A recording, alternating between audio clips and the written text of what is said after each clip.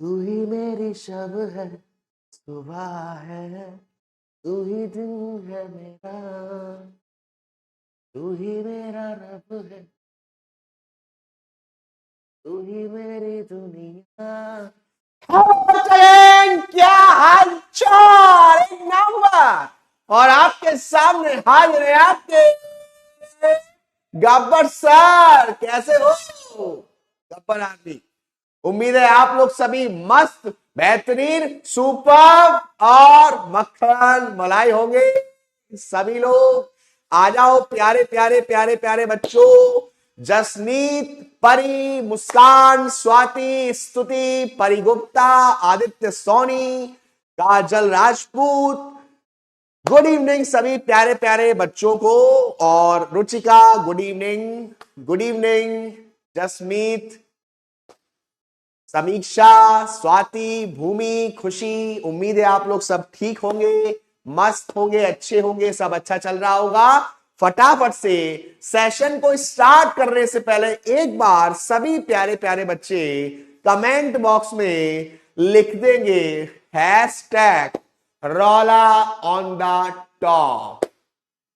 Hashtag रॉला on the top. कैसे है बेटा? फर्स्ट क्लास हमने करा था इंट्रोडक्शन टू अकाउंटिंग का, कॉर्पोरेट अकाउंटिंग का पहला चैप्टर का पहला क्लास हमने करा था और उसमें हमने बेसिक्स देखे थे। मेरे प्यारे प्यारे बच्चों, वहां पर जो मैंने आपको बेसिक्स समझाया था ना, सब क्लियर है ना? किसी को कोई भी दिक्कत तो नहीं है? कैसी भी छोटी मोटी, कैसी भी, सब क्लियर, मस्त मस्त एकदम, रॉला ऑन द टॉप। चलो एक बार फटाफट से थोड़ा सा रिकैप करेंगे और फिर हम आगे बढ़ेंगे, ठीक है? थोड़ा सा रिकैप और फिर हम आगे बढ़ेंगे, ठीक है? चलिए बेटा, सबसे पहले मैं अपनी अकाउंटेंसी में सबसे पहले सारे ट्रांजैक्शंस को कहीं पर रिकॉर्ड करता हूं, उसको मैं क्या बोलता हूं? सबसे पहले मैं सारे ट्रांजैक्शंस को कहीं पर रिकॉर्ड करता हूं, उस चीज का नाम क्या है जहां पर मैं अपने बिजनेस के सारे ट्रांजैक्शंस को पहली पहली बार रिकॉर्ड कर रहा हूं? बच्चे लोग बोलेंगे journal. Journal, very very good. क्या बोलेंगे? जर्नल। ओके। उसके बाद, जर्नल के बाद सेकंड स्टेप क्या आता है बेटू? Ledger. Second step is for ledger, maintaining separate account for separate item with same things, ledger. And after that ledger के बाद ट्रायल बैलेंस, ट्रायल बैलेंस के बाद trading, profit and loss, balance sheet. हमारी company की financial position हमको कौन बताता है? Balance sheet. हमारी कंपनी क्या प्रॉफिट एंड लॉस कौन बनाता है? प्रॉफिट एंड लॉस, ठीक है? अकाउंटिंग की प्रोसेस थी, ऑब्जेक्टिव्स थे हमारे बहुत सारे। देन आपने देखा इंटरप्रिटेशन करते हैं, कम्युनिकेशन करते हैं। मेरे पास 1000 रुपए थे, मैंने 200 रुपए खर्च कर दिए, ये मेरा ट्रांजैक्शन है या इवेंट है? मेरे पास 1000 रुपए थे, मैंने 200 रुपए खर्च कर दिए बेटू, ये 200 रुपए मेरा ट्रांजैक्शन है या इवेंट है? सर ये ट्रांजैक्शन है। और 1000 रुपए थे, 200 रुपए खर्च कर दिए, और खर्च करने के बाद जो मेरे पास अब बचा है वो मेरा क्या है? इवेंट है।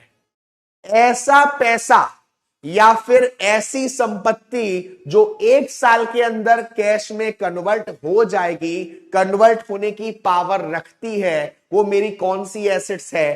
करेंट या non current? Sir current assets है।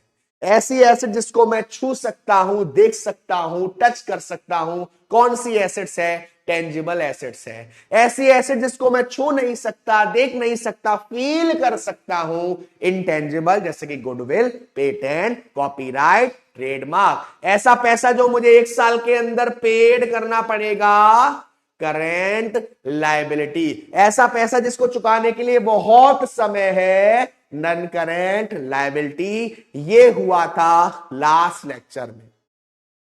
आज की कहानी हम थोड़ी सी आगे बढ़ाते हैं। चलिए बेटा जी,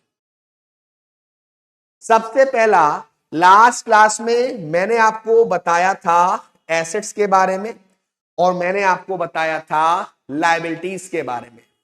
मेरे प्यारे प्यारे बच्चों, मैं आपसे एक छोटा सा सवाल पूछना चाहूंगा और आप यस और नो में आंसर देना।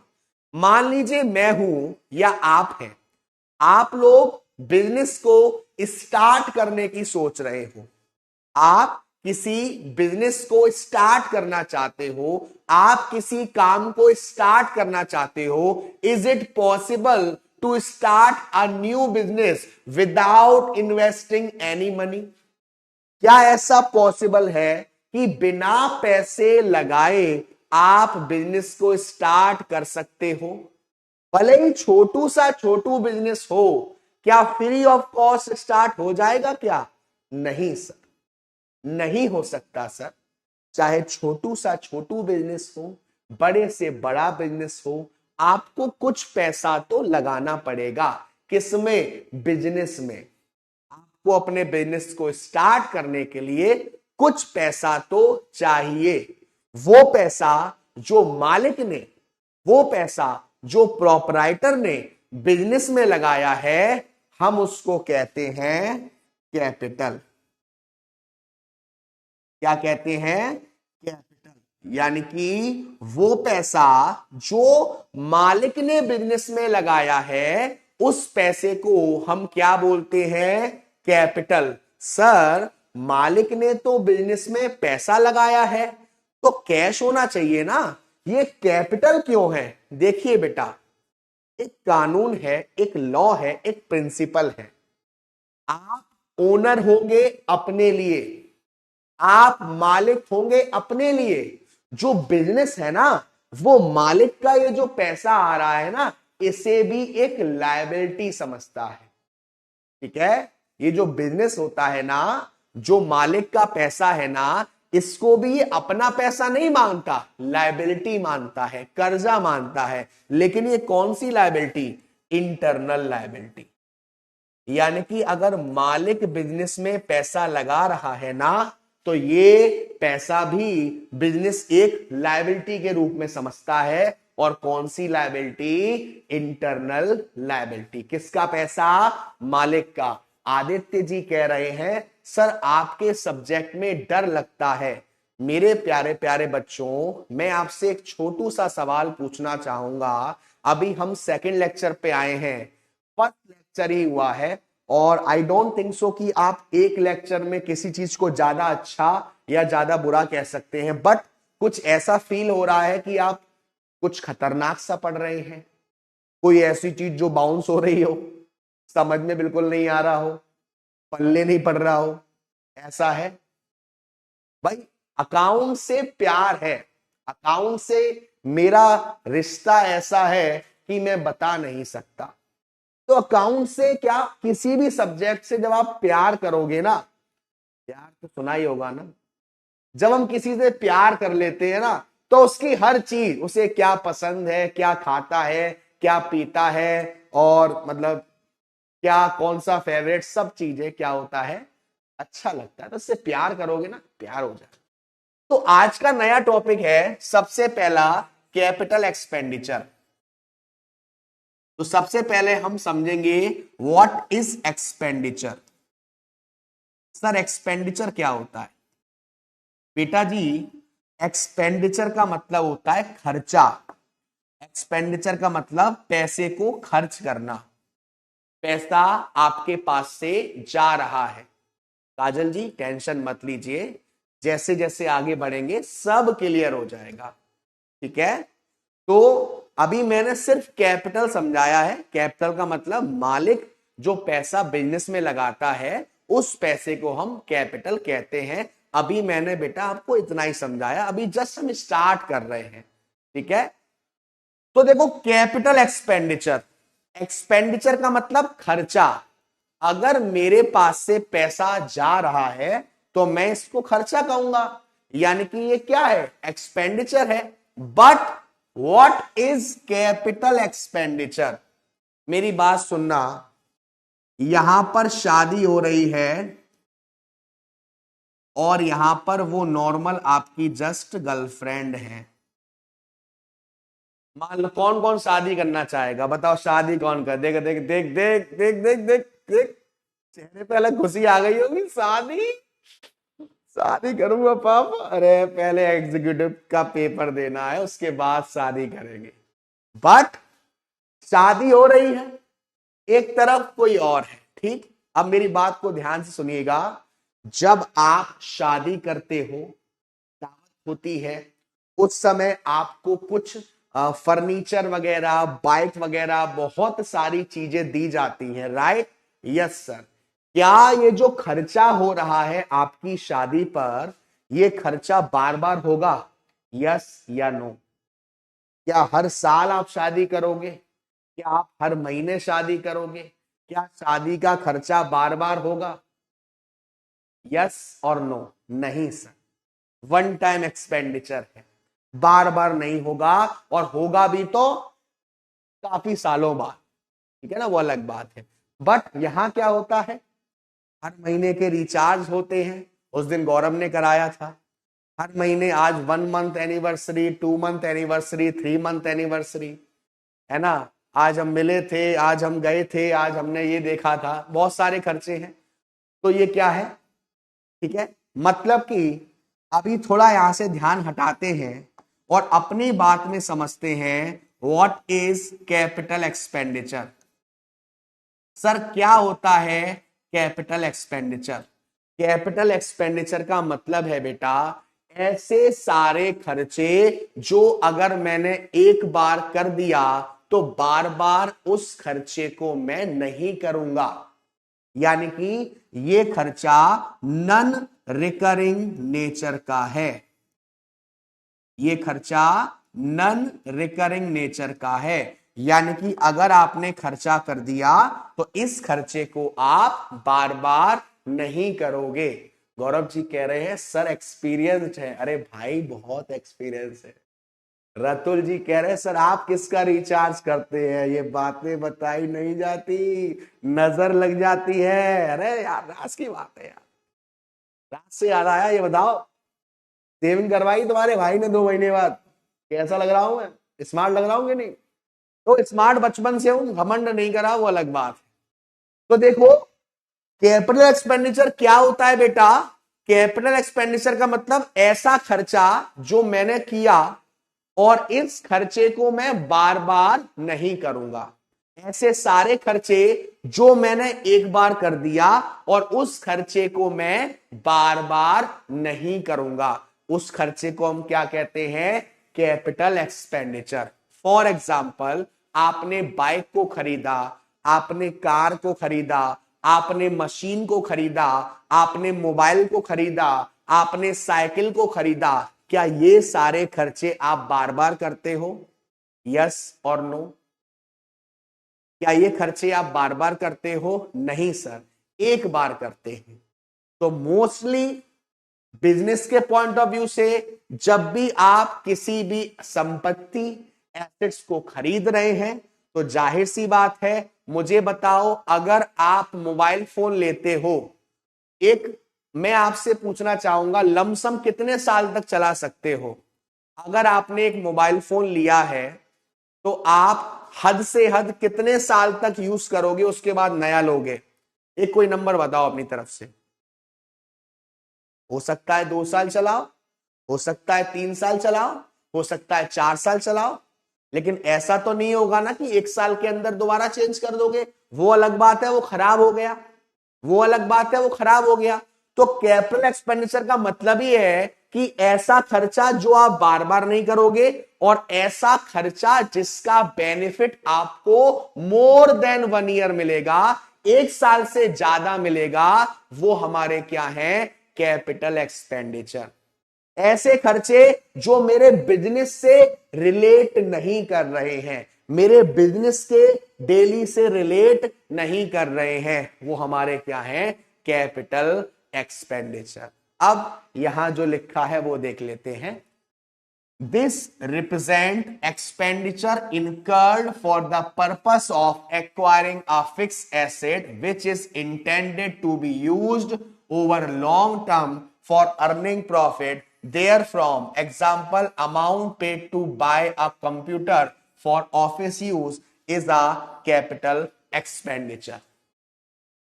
ठीक है, तो क्या कहा गया कि हमने किसी कई फिक्स एसेट्स को खरीदा, हमने एसेट्स को खरीदा, अब हम उससे अर्निंग करेंगे, तो भाई वो एसेट्स लंबे साल तक चलेगी, वो एसेट्स लंबे साल तक चलेगी।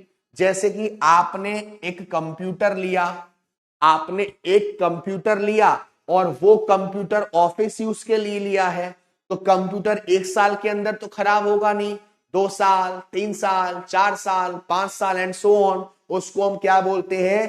Capital expenditure. कैपिटल एक्सपेंडिचर हमारी बैलेंस शीट का पार्ट बनता है। किसका पार्ट बनता है? बैलेंस शीट का। याद रखिएगा, जो भी आपके कैपिटल एक्सपेंडिचर हैं वो कहां जाएंगे बेटू? बैलेंस शीट में जाएंगे। बच्चा लोग, मैंने सेशन जब शुरू हुआ था तभी मैंने बताया था हर चैप्टर का वेटेज। ये चैप्टर पूरा आपका 5 नंबर का है और आज आपका ये फिनिश हो जाएगा। यानी कि जो मेन चैप्टर है, जो बड़ा चैप्टर है, वो नेक्स्ट लेक्चर से शुरू होगा। तो मेरी आपसे रिक्वेस्ट है, जो बच्चे लाइव रहते हैं अच्छी बात है, रहिएगा, बट जो बच्चे हो सकता है रिकॉर्डेड देखते हो या लेट आते हो, आप प्लीज आने वाले जितने भी लेक्चर्स हैं उनको मिस मत करिएगा। 20 नंबर का, 15 से 20 नंबर का वो चैप्टर जाएगा बेटू। तो इट्स माय रिक्वेस्ट, जो भी आप मुझे मानो, अभी तो कुछ नहीं मानोगे, बट धीरे धीरे जैसे आगे बढ़ेंगे वैसे वैसे मैं बता दूंगा। ठीक है, चलिए अब ये है रिवेन्यू एक्सपेंडिचर। रिवेन्यू एक्सपेंडिचर का मतलब है ऐसे सारे खर्चे जो आपको बार बार करने पड़ेंगे, यानी कि वो आपके रिकरिंग नेचर के हैं। और अगर आपने इन खर्चों को कर दिया तो उसका बेनिफिट आपको कब तक मिलेगा? 1 साल तक। हद से हद 1 साल तक। 1 साल बाद वो बेनिफिट एक्सपायर्ड हो जाएगा और आपको दोबारा से क्या करना पड़ेगा? उस खर्चे को करना पड़ेगा। प्रियांशी जी कह रही हैं सर मुझे बिल्कुल समझ नहीं आता शेयर। प्रियांशी जी, आप बस मेरा पहला लेक्चर देख लीजिएगा और लेक्चर के लास्ट में मैं आपसे पूछूंगा कि शेयर अब आपको आता या नहीं, फिर आप मुझे बताइएगा। ऐसे ही मेरा नाम गब्बर नहीं पड़ा है। हाँ जी, तो रिवेन्यू एक्सपेंडिचर क्या होता है बेटू? ऐसे सारे खर्चे जो आपको बार बार करने पड़ेंगे और उसका जो बेनिफिट है वो 1 साल के अंदर खत्म हो जाएगा। 1 साल बाद उस खर्चे को आपको दोबारा करना पड़ेगा। फॉर एग्जाम्पल, मान लीजिए मैंने बाइक ली और मैंने बाइक चलाई, सामने से लड़कियां आ रही थी तो बाइक की स्पीड थोड़ी सी मैंने तेज कर दी। क्यों करी, कैसे करी, वो अलग बात है। हाँ जी, क्यों करी, कैसे करी, वो अलग बात है, लेकिन ये रूल है, सामने से कोई आ रहा है तो बाइक को हम क्या करेंगे? तेज कर देंगे। तो मेरे प्यारे प्यारे बच्चों बताओ, क्या आपने सर्विसिंग का नाम सुना है? बाइक की सर्विस करवा लो, कार की सर्विस करवा लो, सुना है ऐसा? Yes sir. क्या सर्विस आपको साल में एक बार करवानी पड़ती है? यस सर, करवानी पड़ती है। कभी कभी तो 6-6 महीने बाद करवानी पड़ती है। तो ये क्या हो गया? रेवेन्यू एक्सपेंडिचर हो गया। आप अपने एम्प्लॉयज को सैलरी दे रहे हैं, आप किसी चीज का रेंट दे रहे हैं, आप किसी की इंटरेस्ट पेड कर रहे हैं, आपने किसी चीज को रिपेयर्स करवाया, आपने इंश्योरेंस करवा रखा है, उसका पेमेंट दिया। These are all revenue expenditure, क्योंकि ये बार बार आते हैं और इनका बेनिफिट आपको ज्यादा से ज्यादा 1 साल तक मिलेगा। और ये आपने क्यों करे? आपकी जो अर्निंग है ना वो बनी रहे। ठीक है, चलिए। तब तक बेटा कोई दिक्कत है? बेटू कुछ कह रहे हो क्या? कोई इशू, कोई डाउट बेटा? चलिए आगे बढ़ते हैं। This represent expenditure incur to earn revenue of the current period, यानी कि वो सारे खर्चे जो करंट ईयर का मुझे बेनिफिट चाहिए, जो करंट ईयर की अर्निंग प्रॉफिट चाहिए, उन सबको जनरेट करने के लिए मैं जो खर्चा कर रहा हूं वो क्या है? Revenue expenditure. मेरे प्यारे प्यारे बच्चों, क्या आपको मालूम है हमारा जो फाइनेंशियल ईयर है वो 1 अप्रैल को शुरू होता है और 31 मार्च को खत्म होता है। याद रखिएगा, वैसे तो शायद आपको मालूम होगा, ठीक है सर, फाइनेंशियल और कॉर्पोरेट मैनेजमेंट अलग अलग है ग्रुप 1 में। साधक बेटा सब्जेक्ट एक ही है और सब्जेक्ट के अंदर अलग अलग है, कॉर्पोरेट अकाउंटिंग और financial management. Corporate accounting 60 marks का आता है और फाइनेंशियल मैनेजमेंट 40 मार्क्स का आता है। बेनिफिट आपको यह है कि जो 40% पासिंग क्राइटेरिया है ना, वो दोनों को मिला के आपको 40% लाने हैं। और ये मेरी गारंटी है कि ये जो 40% का क्राइटेरिया होता है ना, वो मैं कॉर्पोरेट में ही पूरा करवा दूंगा। यानी कि अगर आपको एफएम, वैसे तो मस्त पढ़ाते हैं हमारे सर, बट कभी कभी ऐसा होता है ना कि कुछ चीज से प्यार हो जाता है। जब कॉर्पोरेट खत्म होगी तब मैं आपसे खुद पूछूंगा कितने ले आओगे, आप सबका 50 से कम तो कोई बोलेगा ही नहीं। ठीक है, तो बेटा जी हमारा जो फाइनेंशियल ईयर शुरू होता है वो होता है 1 अप्रैल को और खत्म होता है 31 मार्च को। यानी कि इस साल के अंदर मुझे कुछ रेवेन्यू चाहिए। रेवेन्यू का मतलब किसी चीज को जब मैं बेचता हूं और बेचकर जो मेरे पास पैसा आता है वो रेवेन्यू है, और उसको करने के लिए मुझे जो जो खर्च करना पड़े उसको मैं क्या कहूंगा? Revenue expenditure. The benefit of revenue expenditure get exhausted in the year of the incurrence। एक साल के अंदर इसका जो बेनिफिट है वो एक्सपायर हो जाता है, दोबारा से आपको इसका खर्च करना पड़ता है। ठीक है, चलिए आगे बढ़ते हैं। Profit and loss account, income statement, profit या लॉस। देखिए बेटा जी, मैं आपको तीनों चीजें बड़े ही प्यार से समझाता हूं। एक होता है हमारा इनकम, एक होता है हमारा प्रॉफिट, एक होता है हमारा गेन और एक होता है हमारा लॉस। इन सबको समझते हैं, और इन सबको समझने से पहले आपको दो चीज मालूम होनी चाहिए, रेवेन्यू और एक्सपेंडिचर।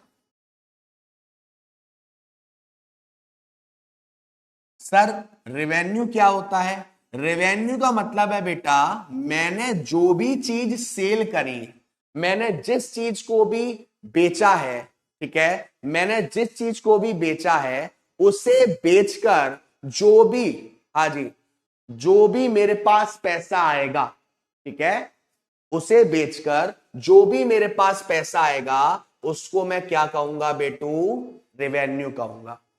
क्या कहा मैंने? दोबारा से बताओ कि जो भी चीज मैं बेच रहा हूं, मैं गुड्स बेच रहा हूं, मैं सर्विस प्रोवाइड कर रहा हूं, अगर इन चीजों को करके मेरे पास जो भी पैसा आएगा वो क्या कहलाएगा? रेवेन्यू कहलाएगा। और जो चीज मैंने बेची, इस पर मैंने खर्चा किया होगा इसको बनाने के लिए, तो इसको मैं क्या कहूंगा? एक्सपेंडिचर। दोबारा से समझते हैं, मैंने गुड्स को बेचा, ठीक है, मैंने गुड्स को बेचा, गुड्स को बेचकर मेरे पास जो पैसा आ रहा है वो क्या है बेटा? रेवेन्यू है। Yes sir. और उस गुड्स को बनाने में जो खर्चा हुआ वो मेरा क्या है? एक्सपेंडिचर है।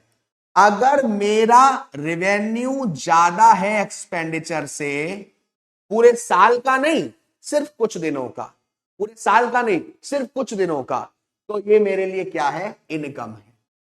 ये मेरे लिए क्या है? इनकम है। लेकिन मैंने पूरे साल का एक्सपेंडिचर जोड़ा और पूरे साल का रेवेन्यू जोड़ा और total revenue is greater than total expenditure है, तो ये मेरे लिए क्या है बेटा? प्रॉफिट है।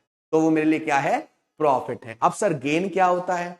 गेन का मतलब आपको एक्सपेक्ट ही नहीं था, आपने अपनी एसेट्स को बेचा और वो ज्यादा में सेल हो गई, आपके ऊपर कोई केस चल रहा था, वो केस आप जीत गए, तो ये सब आपका क्या है? गेन है।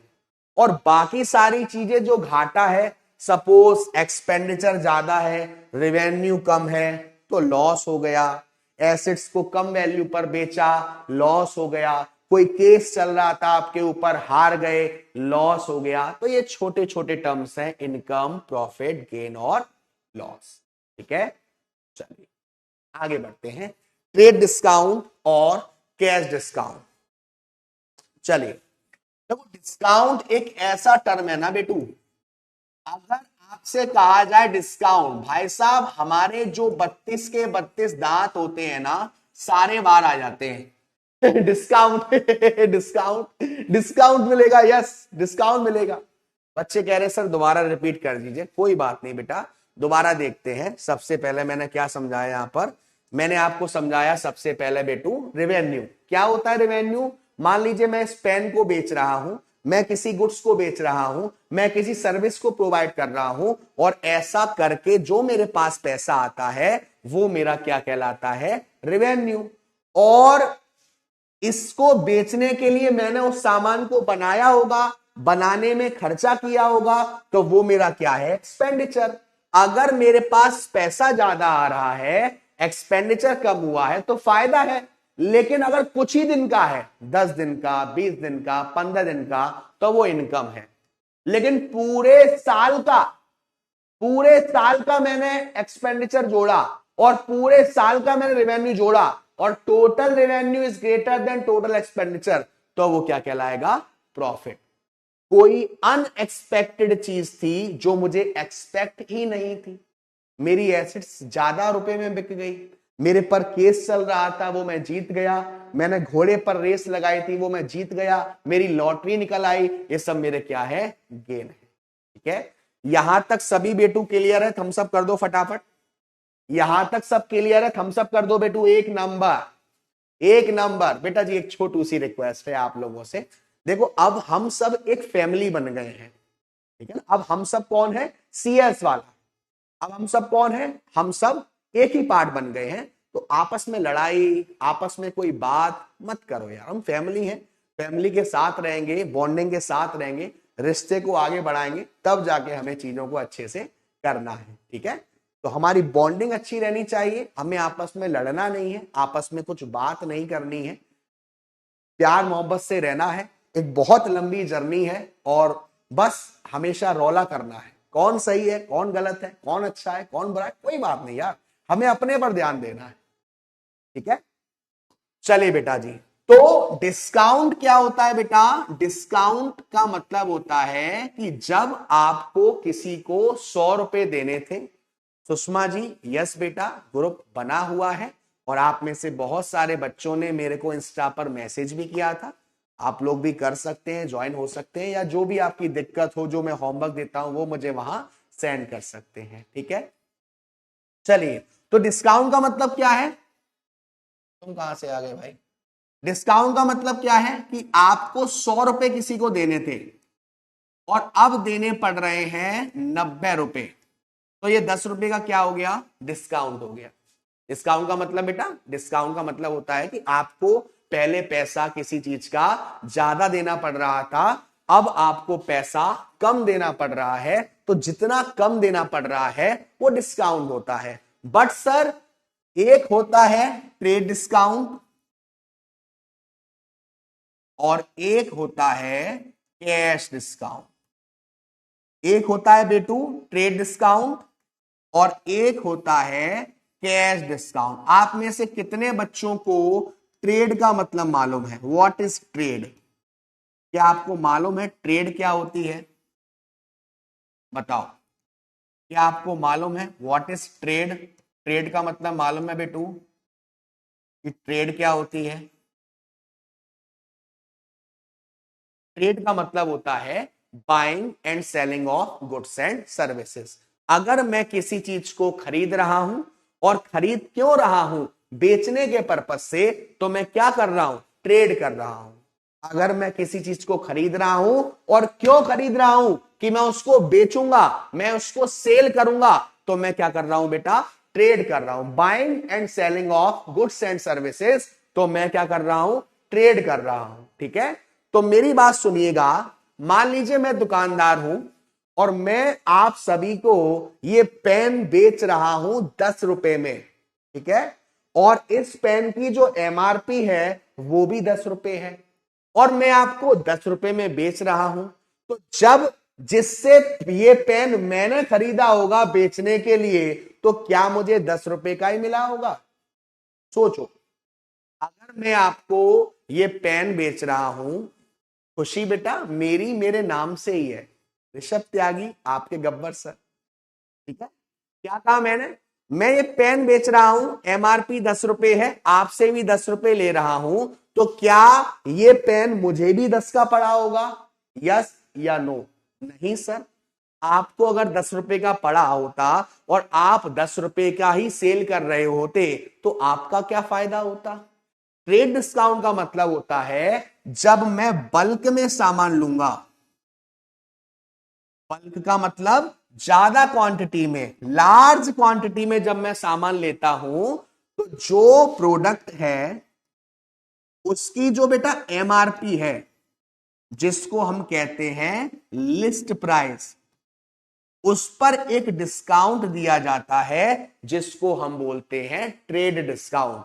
और इस ट्रेड डिस्काउंट की कोई भी जर्नल एंट्री नहीं होती। सर जर्नल एंट्री क्यों नहीं होती? अगर मान लो जर्नल एंट्री इसकी होती तो कंज्यूमर्स को मालूम पड़ जाएगा कि सामने वाला जो दुकानदार है उसको ये कितने में पड़ा है, तो वो एमआरपी से भी नीचे कर देगा। इसीलिए क्या होता है बेटू trade discount? Sir trade discount का मतलब होता है कि आपने जो सामान जिससे खरीदा है बल्क क्वांटिटी में बेचने के पर्पस से, उसने जो एमआरपी है उस एमआरपी से कम आपको पड़ा है और आप एमआरपी पर सेल करोगे, तो वो हमारा क्या होता है? ट्रेड डिस्काउंट, जिसकी जर्नल एंट्री कभी पास नहीं करी जाती। मेरे प्यारे प्यारे बच्चों, आप में से कितने बच्चे ऐसे हैं जो ऑनलाइन शॉपिंग करते हैं? बताओ, कितने सारे बच्चे ऐसे हैं जो ऑनलाइन शॉपिंग करते हैं या ऑनलाइन शॉपिंग करी है आप लोगों ने? बताइए बाबू।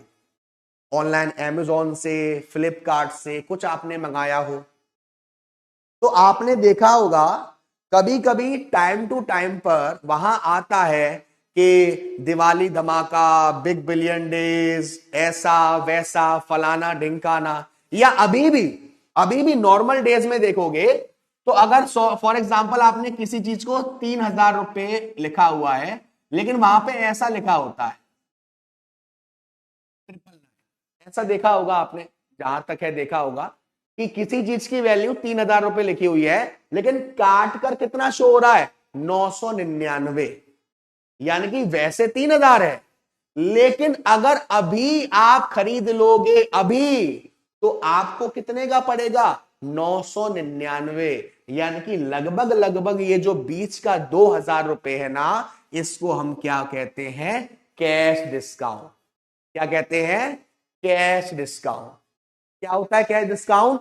कैश डिस्काउंट का मतलब होता है कि आपको प्रॉम्प्ट पेमेंट करने के लिए एनकरेज किया जा रहा है, आपको मोटिवेट किया जा रहा है कि आप जल्दी से जल्दी पेमेंट कर सको। आपने बैच खरीदा होगा, आपने देखा होगा एक बैच की प्राइस होगी और स्लैश करके एक प्राइस बगल में हाईलाइट हो रही होगी। ये क्या था? कैश डिस्काउंट था सर। मैं आपको एक प्रैक्टिकल बात बता रहा हूं, अब आप लोग अपने थोड़े से बनते जा रहे हैं तो आपको बताता हूं। एक बार क्या हुआ कि मैं मेरी मम्मी एक बैग लेने गए थे, तो बैग मतलब वो बहुत ही ज्यादा कॉस्टली था, ठीक है ना। तो मम्मी गई दुकान पर, बैग वाले ने बोला, मम्मी ने पूछा बैग कितने रुपए का? दुकानदार ने बोला 1,200 रुपए का। मम्मी ने कहा नहीं 1,200 नहीं 400 रुपए दूंगी। मैं मम्मी की तरफ देख रहा हूं और मैं मन ही मन में सोच रहा हूं मम्मी क्या करवा रही हो, बेइज्जती हो जाएगी। इतने में से ही पीछे से आवाज आती, हाँ बहन जी ठीक है दे दो। मैंने कहा ये क्या हो रहा है भाई, ये क्या हो रहा है? 1,200 का माल 400 में दे रहे हैं, यानी कितने का डिस्काउंट? 800 रुपए का डिस्काउंट। मेरा आप सबसे निवेदन है, जब भी मम्मियों के साथ मार्केट जाए 2 गज की दूरी, मास्क है जरूरी, बना के रखें। कभी भी बार्गेनिंग हो सकती है और बड़ी ही खतरनाक बार्गेनिंग हो सकती है भाई साहब, आप नहीं पहचान सकते। तो what is cash discount? Cash discount जब दिया जाता है जब आपको क्या करना पड़ रहा है, आपको मोटिवेट करा जा रहा है, आपको एनकरेज किया जा रहा है, आपको लालच दिया जा रहा है कि आप जल्दी से जल्दी पेमेंट कर दो। अगर पेमेंट कर दोगे तो वो क्या है? Cash discount.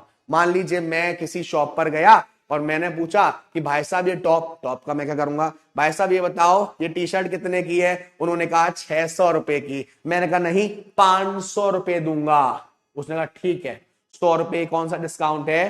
Cash discount. ठीक है, चलिए अब मैं आपसे कुछ छोटे से एग्जाम्पल्स पूछूंगा और आप प्लीज फटाफट से आप लोग बताइएगा, फिर हम थोड़ा सा आगे बढ़ेंगे। मान लीजिए ये मैंने खरीदी कुर्सी, ये क्या है? कुर्सी है। ये मैंने कुर्सी खरीदी है भाई साहब, ठीक है। क्या ये कुर्सी मैं बार बार खरीदूंगा? नहीं सर। क्या ये कुर्सी डेली खरीदूंगा? नहीं सर। ये कुर्सी पर किया गया खर्चा कौन सा एक्सपेंडिचर है? कैपिटल एक्सपेंडिचर या रेवेन्यू एक्सपेंडिचर? ये कुर्सी पर किया गया खर्चा कौन सा एक्सपेंडिचर है? कैपिटल एक्सपेंडिचर या रेवेन्यू एक्सपेंडिचर? नौशीन बेटा, बच्चा लोग थोड़ा सा मुझे एक चीज की जानकारी देंगे क्या? मेरी वॉइस क्लियर है क्या बेटा? मेरी वॉइस में कोई इशू आ रहा है क्या? मेरा वॉइस प्रॉपर आ रहा है आप लोगों पर? मेरा वॉइस आप लोगों पर प्रॉपर आ रहा है क्या बेटू? क्लियर आ रहा है बच्चा?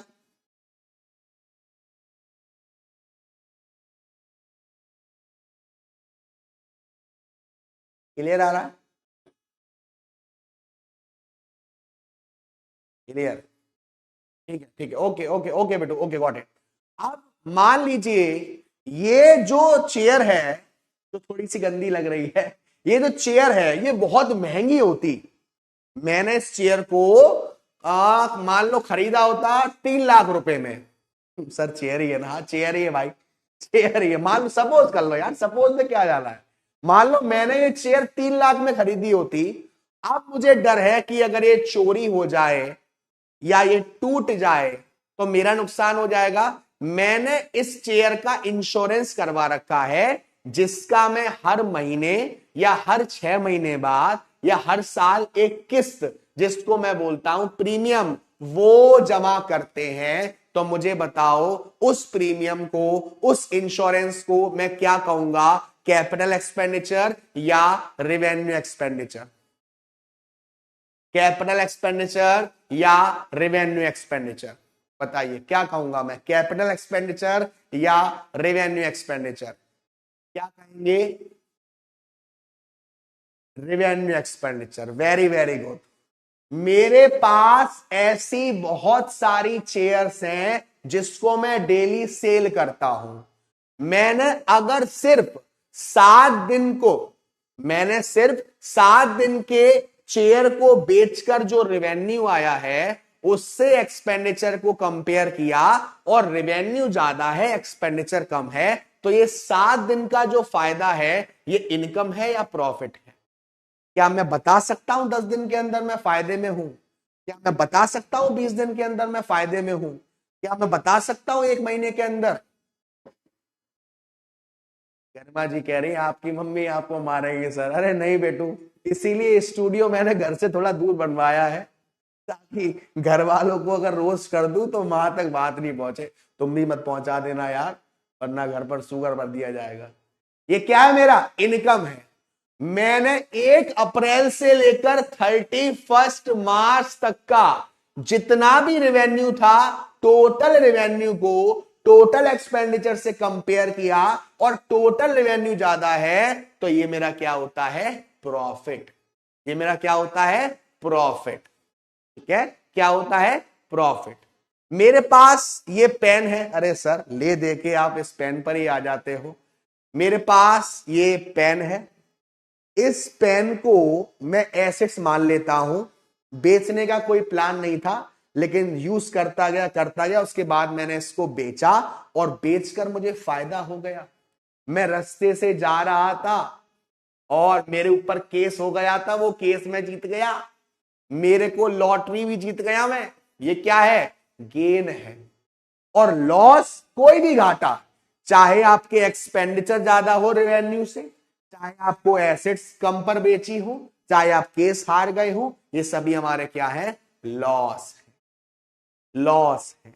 एमआरपी पर जो फिक्स डिस्काउंट मिल रहा है, एमआरपी लिस्ट प्राइस पर जो फिक्स डिस्काउंट मिल रहा है, बल्क में सामान ले रहे हो जिस पर डिस्काउंट मिल रहा है, जिसकी कोई भी एंट्री पास नहीं करी जाती, कौन सा डिस्काउंट है, ट्रेड डिस्काउंट है। पेमेंट करने के लिए एनकरेज किया जा रहा है आपको कि जल्दी से जल्दी आप पेमेंट कर सको। उस वक्त जो डिस्काउंट मिल रहा है, कौन सा डिस्काउंट है, कैश डिस्काउंट। ठीक है, आगे बढ़ते हैं। अब आती है आपकी बैलेंस शीट। देखिए बेटा, बैलेंस शीट में अभी आपको इतना समझ में नहीं आएगा, बट मैं आपको इतना बता देता हूं कि जो आपकी बैलेंस शीट होती है उसके दो पहलू होते हैं, दो साइड होते हैं। एक होती है लायबिलिटी साइड और एक होता है एसेट साइड। तो जब आप बैलेंस शीट को बना रहे होंगे बेटा, तो सारी लायबिलिटीज आप लायबिलिटी साइड में डालेंगे और सारी एसेट्स आप एसेट साइड में डालेंगे। तो दोनों का जो टोटल आना चाहिए वो इक्वल आना चाहिए, बराबर आना चाहिए, तभी माना जाता है कि आपकी बैलेंस शीट मैच है, आपने रौला ऑन द टॉप कर दिया है। ये जो कहानी है ये कुछ कुछ समझ आएगी आपको कंसोलिडेशन में, वहां पर आपको धुआंधार बैलेंस शीट बनानी है, तो ये कहानी आपको वहां पर समझ में आएगी। उसके बाद मैंने आपको बता दिया था ये tangible assets, intangible assets, current assets, non current assets, debtor. हाँ, ये थोड़ा समझ लेते हैं, ये समझने वाला पार्ट है।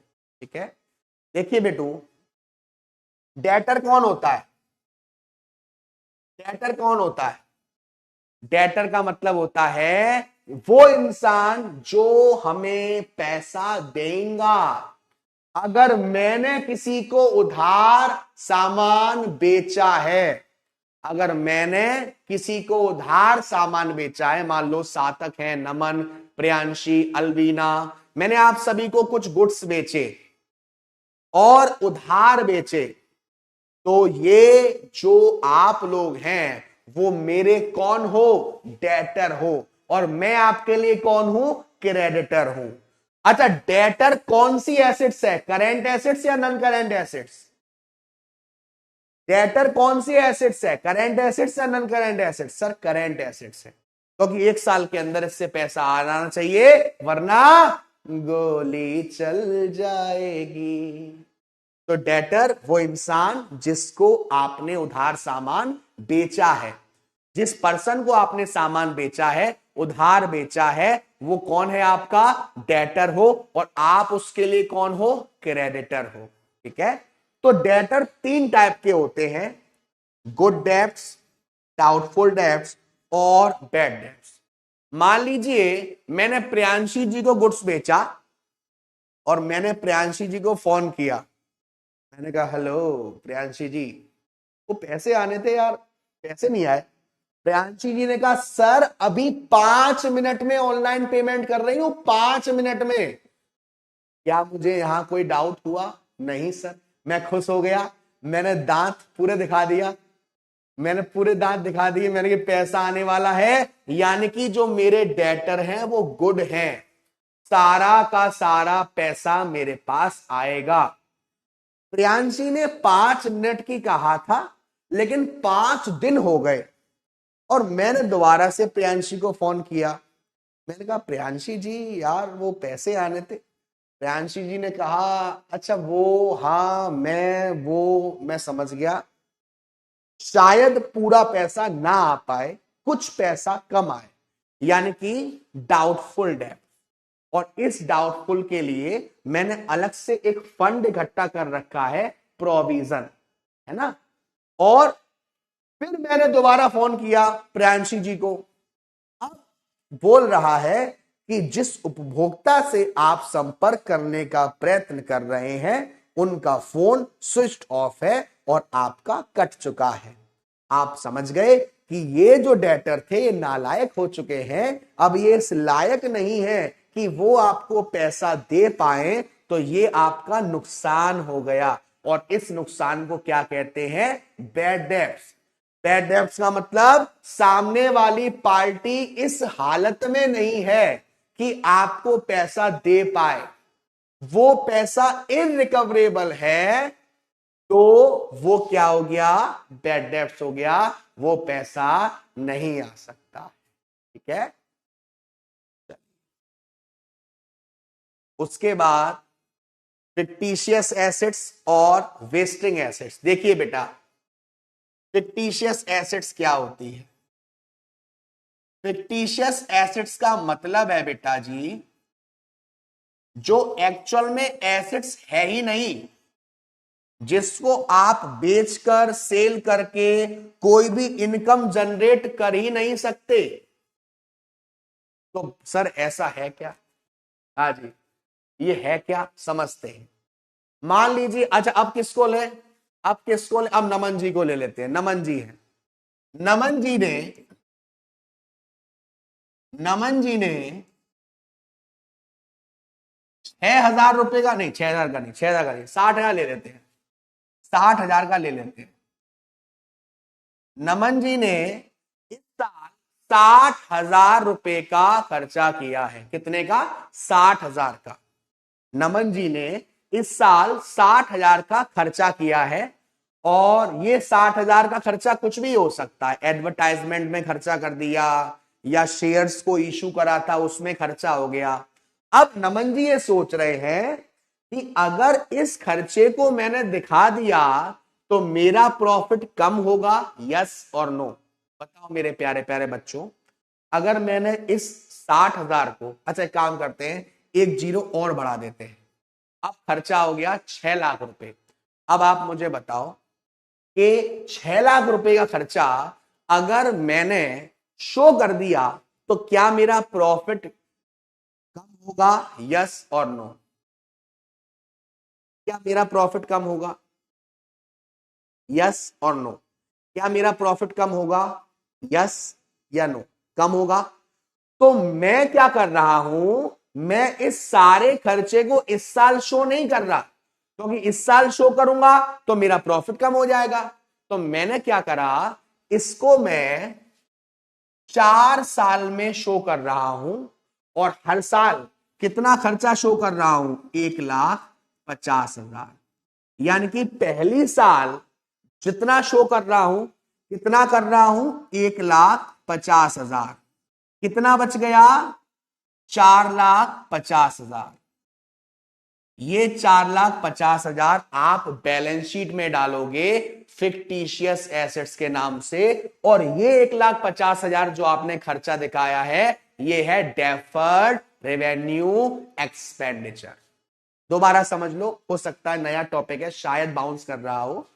फिक्टिशियस एसेट्स, ऐसी एसेट्स जो एक्चुअल में एसेट्स है ही नहीं, वो एक खर्चा है जिसको आपने एसेट्स में डाल रखा है, उससे आप कुछ भी पैसा रिकवर नहीं कर सकते।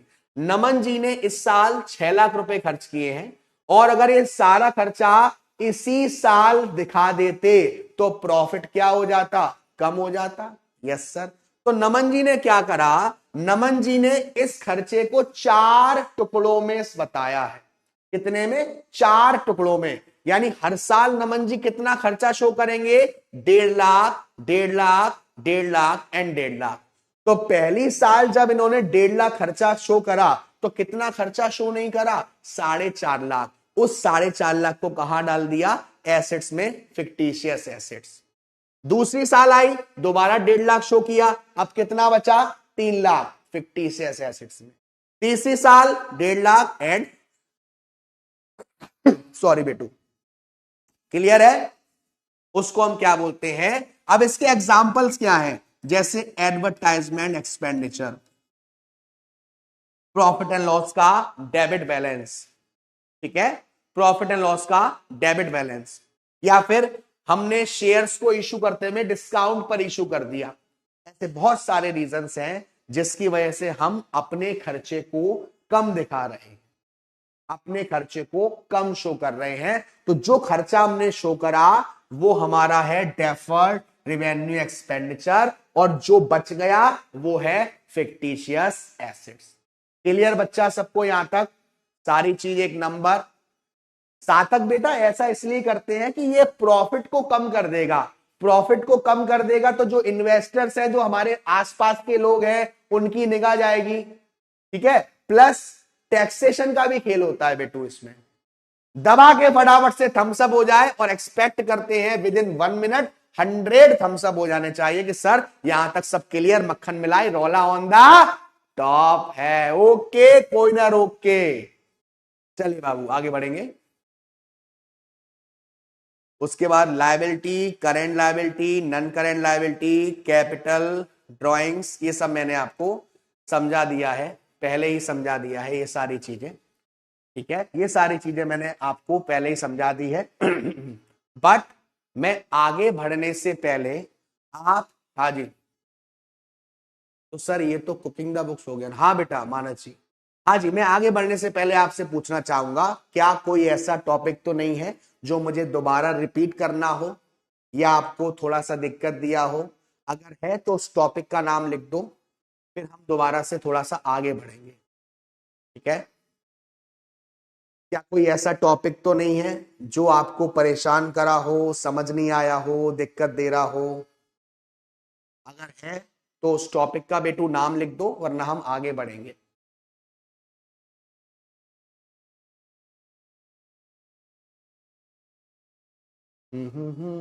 ओहो, 100 पार हो चुके हैं। लव यू बच्चों, love you so much, love you बच्चा, लव यू बच्चा।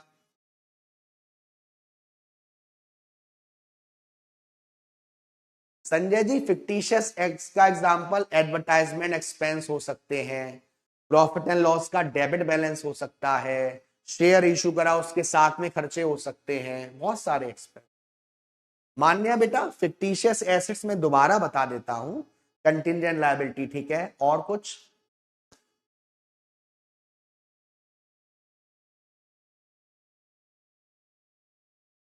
आना का बेटा, ये एक टॉपिक है जो समझाया है, आपका ही खर्चा है, दिखाया आपने कहा है एसेट्स में, आगे चल के आप उसको क्या करोगे, शो करोगे। ठीक है, चलिए हम दोबारा से बता देते हैं बेटा। सपोज आपने इस साल 2 लाख रुपए खर्च करे हैं विज्ञापन में। कहां पर? विज्ञापन में। आपने एडवर्टाइजमेंट करवाया, और ये जो एडवर्टाइजमेंट है कितने का हुआ? 2 लाख का हुआ। अगर इस 2 लाख को आप दिखा दोगे, शो कर दोगे, तो आपका प्रॉफिट कम हो गया। तो आपने क्या करा, इस 2 लाख को 4 बार में शो करने की सोचा। यानी कि पहली साल 50,000, कितना बचा? 1.5 लाख। दूसरी साल 50,000, कितना बचा? 1 लाख। तीसरी साल 50,000, कितना बचा? 50,000। और चौथी साल 50,000, और यहां से ये खत्म हो गया। तो जितना हम ये शो कर रहे हैं ना, 50,000, 50,000, 50,000, 50,000, ये होता है deferred revenue expenditure. Profit and loss में आप इसको शो करते हो, और जितना ये बच रहा है ये है फिक्टिशियस एसेट्स, जिसको आप बैलेंस शीट में शो करते हो एसेट्स में। ठीक है, जितने बच्चों को पहले नहीं आ रहा था अब क्लियर है बेटू। उसके बाद मालिक जब अपने बिजनेस में पैसा लगाता है तो उसको हम क्या कहते हैं? कैपिटल कहते हैं सर। क्या कहते हैं? कैपिटल कहते हैं। मालिक जब बिजनेस में पैसा लगाता है तो उसको हम क्या कहते हैं? कैपिटल। सर जब ड्यू डिलिजेंस होता है तो ये नहीं बेटा, ऐसा ये कुछ इलीगल टाइप नहीं है, ये कुछ इलीगल टाइप नहीं है, आप शो नहीं कर रहे हो बस। आपने विंडो ड्रेसिंग का नाम सुना हो, शो नहीं कर रहे हैं आप, है ना। चलिए बाबू, तो कैपिटल का मतलब मालिक के द्वारा बिजनेस में जो लगाया गया पैसा है, हमें उससे क्या कहते हैं? कैपिटल कहते हैं। बट मेरा आपसे एक छोटू सा सवाल है कि मालिक को अगर अपने निजी खर्चे के लिए कुछ पैसा चाहिए, मालिक को किसी को गिफ्ट देना है,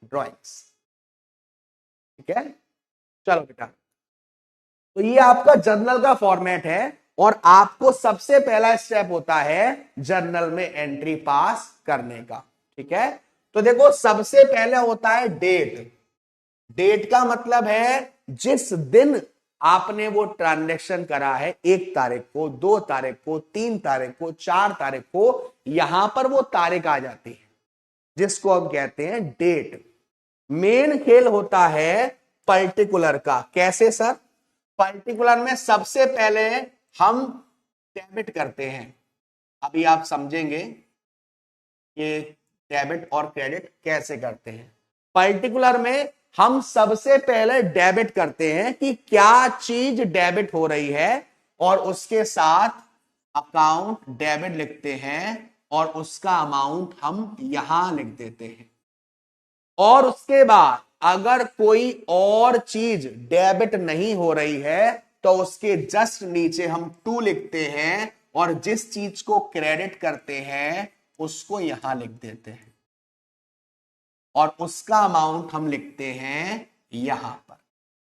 उसका हम अमाउंट लिखते हैं यहां पर और यहां पर हम लिखते हैं नरेशन।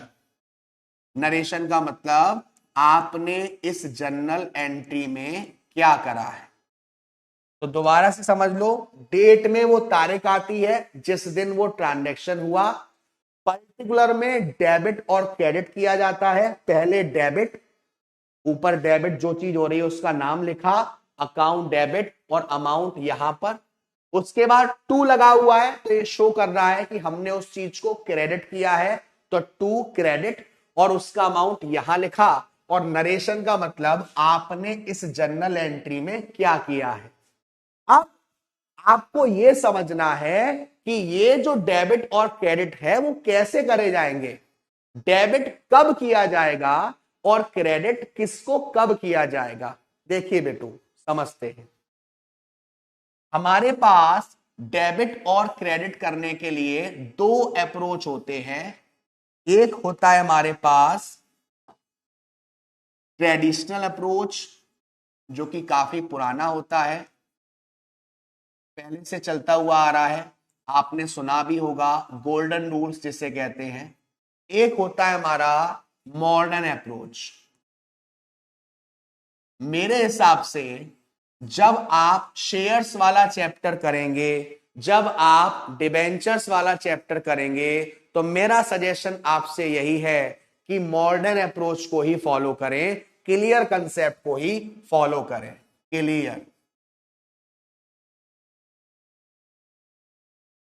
क्लियर कंसेप्ट में बेटू यहां सी यानी कि आपकी कैपिटल,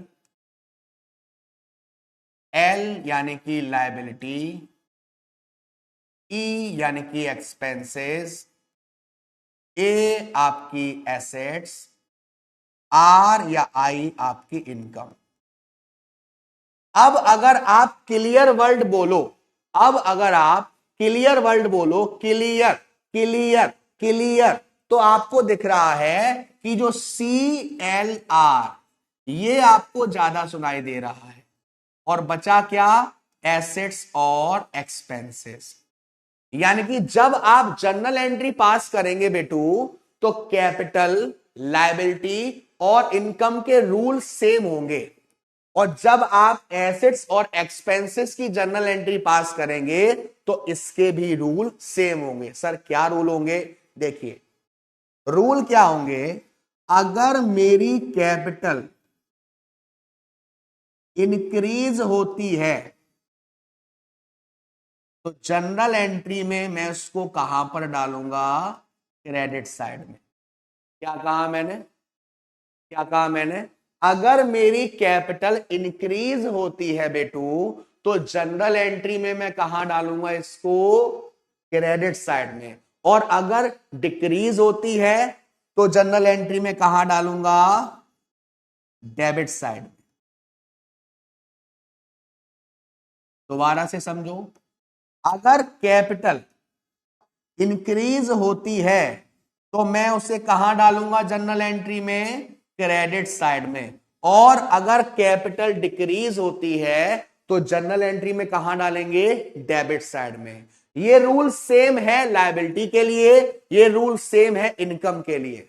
यानी कि अगर लायबिलिटी इंक्रीज होती है कहां जाएगा, क्रेडिट साइड में। डिक्रीज होती है कहां जाएगा, डेबिट साइड में। इनकम इंक्रीज होती है कहां जाएगा, क्रेडिट साइड में। डिक्रीज होती है कहां जाएगा, डेबिट साइड में। यहां तक बेटू क्लियर है सब, थम्स अप कर दो फटाफट से। यहां तक सब क्लियर है अच्छे से। और स्पेशली वो बच्चे जवाब जरूर देना जो नॉन कॉमर्स बैकग्राउंड के हैं, जिन्होंने कॉमर्स पहले नहीं पढ़ी।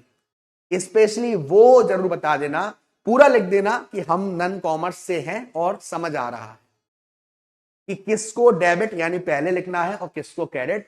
कैपिटल, लायबिलिटी और इनकम अगर ये इंक्रीज होते हैं तो क्रेडिट साइड, और डिक्रीज होते हैं तो डेबिट साइड। ये रूल आपको याद रखना है अच्छे से, बहुत अच्छे से। तुम कहां जा रहे हो, ठीक है। चलिए, कैपिटल तो खैर आपको मालूम है कि क्या होती है। क्या आप मुझे लायबिलिटी के कोई एग्जाम्पल दे सकते हैं कि सर ये लायबिलिटी है, क्या ये लायबिलिटी है, बताइए। हाँ जी।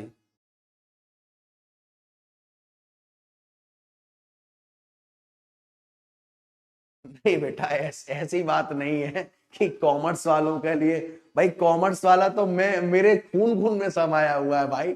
बट आप लोगों से तो बॉन्ड अलग है, लेकिन हमें अब एक ही फैमिली है ना, एक ही फैमिली चलानी है भाई। तो समझो थोड़ा सा यार, ऐसी ऐसे गुस्सा हो गया आपसदारी में, प्यार मोहब्बत में। चलिए, तो लायबिलिटी मोस्टली क्या है बेटा, लायबिलिटी जैसे कि आपके क्रेडिटर। क्रेडिटर कौन होते हैं, जिनसे हम सामान उधार खरीद रहे हैं, लायबिलिटी है। उसके बाद आउटस्टैंडिंग एक्सपेंसेस है, लायबिलिटी है। ट्रेड पेबल है, लायबिलिटी है ना। हाँ जी। अरे बेटू टेंशन नको, इस चैप्टर में से थ्योरी आती है, न्यूमेरिकल बहुत रेयर आता है, डरने की बात नहीं है बाबू। और डर लगता भी है तो मैं काय के लिए हूं, सर्कस के लिए थोड़ी ना हूं। हाँ जी, आदित्य सोनी जी कह रहे, गुस्सा हो गया आदित्य सर, मेरा डाउट नहीं लेते। अरे बेटू ऐसी क्या बात है, बताओ क्या डाउट है बेटा। चलिए, तो अब बात आई एसेट्स की और एक्सपेंस की। जब कैपिटल इंक्रीज हो रही थी तो कहां गई है, क्रेडिट साइड में। तो अब अगर एसेट्स इंक्रीज होगी तो कहां जाएगी, डेबिट साइड। और अगर एसेट्स डिक्रीज होगी तो कहां जाएगी, क्रेडिट साइड। ये रूल आपको याद रखने हैं, ठीक है।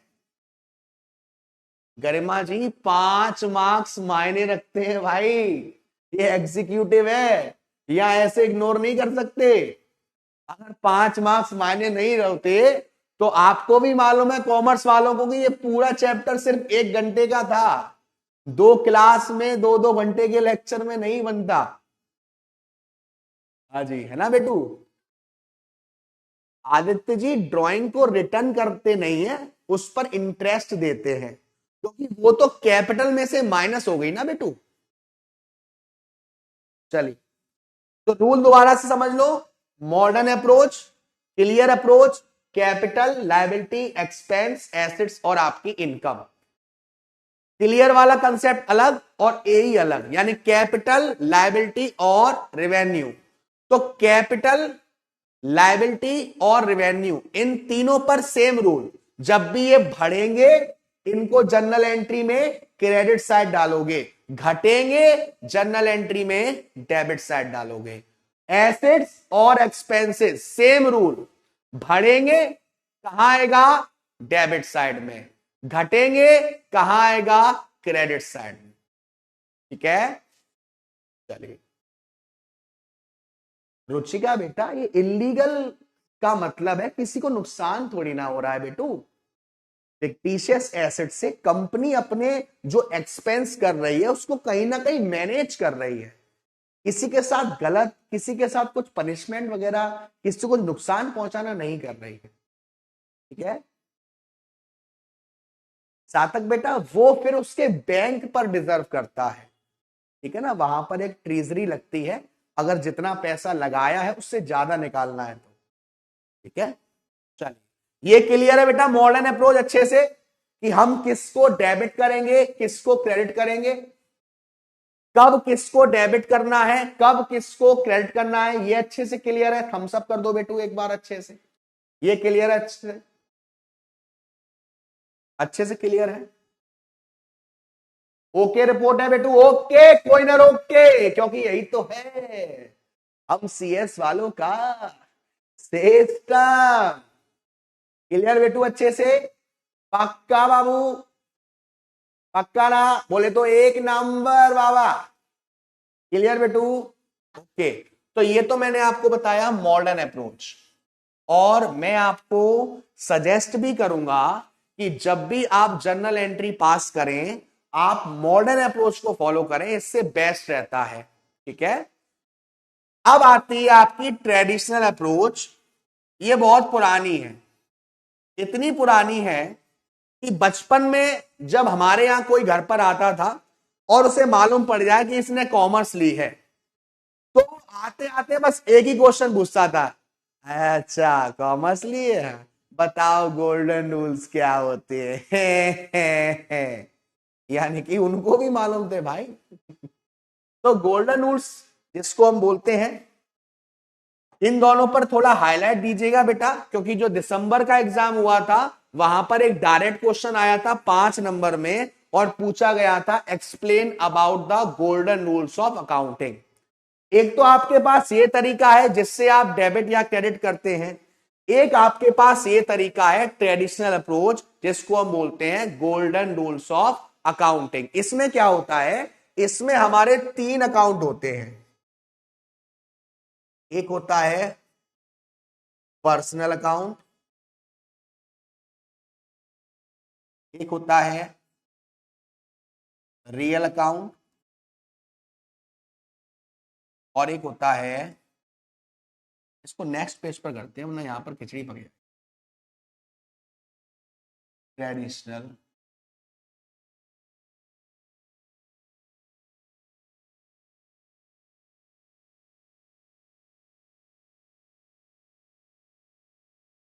One two three.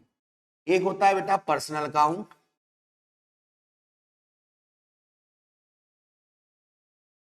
एक होता है आपका रियल अकाउंट,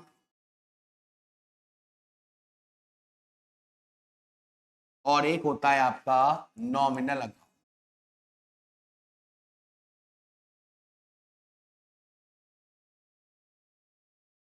3 तरीके के अकाउंट होते हैं बेटा आपके, एक होता है आपका पर्सनल अकाउंट, एक होता है आपका रियल अकाउंट, और एक होता है आपका नॉमिनल अकाउंट, ठीक है।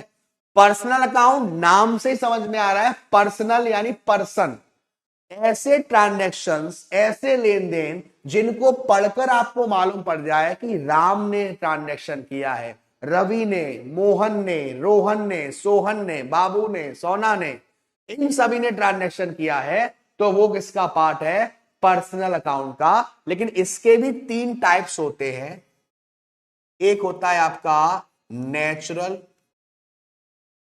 एक होता है आर्टिफिशियल, और एक होता है रिप्रेजेंटेटिव।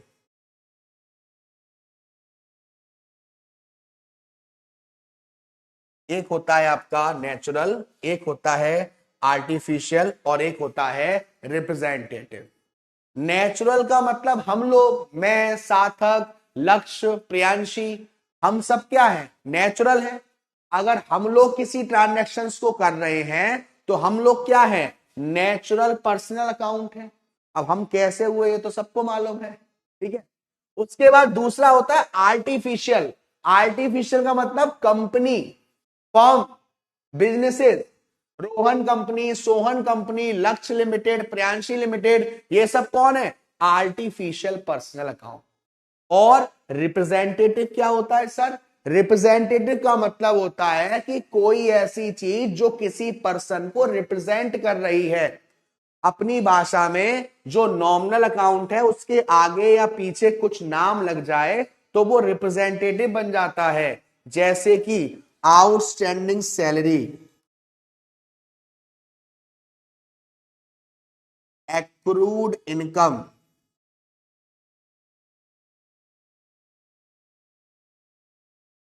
प्रीपेड एक्सपेंसेस, ये क्या है बेटा? ये सारे के सारे रिप्रेजेंटेटिव हैं। आउटस्टैंडिंग सैलरी क्या होती है? मुझे गरिमा को सैलरी देनी थी जून की, लेकिन जुलाई आ गया, अगस्त आ गया, मैंने अभी तक सैलरी नहीं दी है, सैलरी आउटस्टैंडिंग है, बकाया है, मेरे ऊपर एक लायबिलिटी है। किसको देनी है मुझे? गरिमा को। तो ये क्या है? Outstanding salary. ठीक है।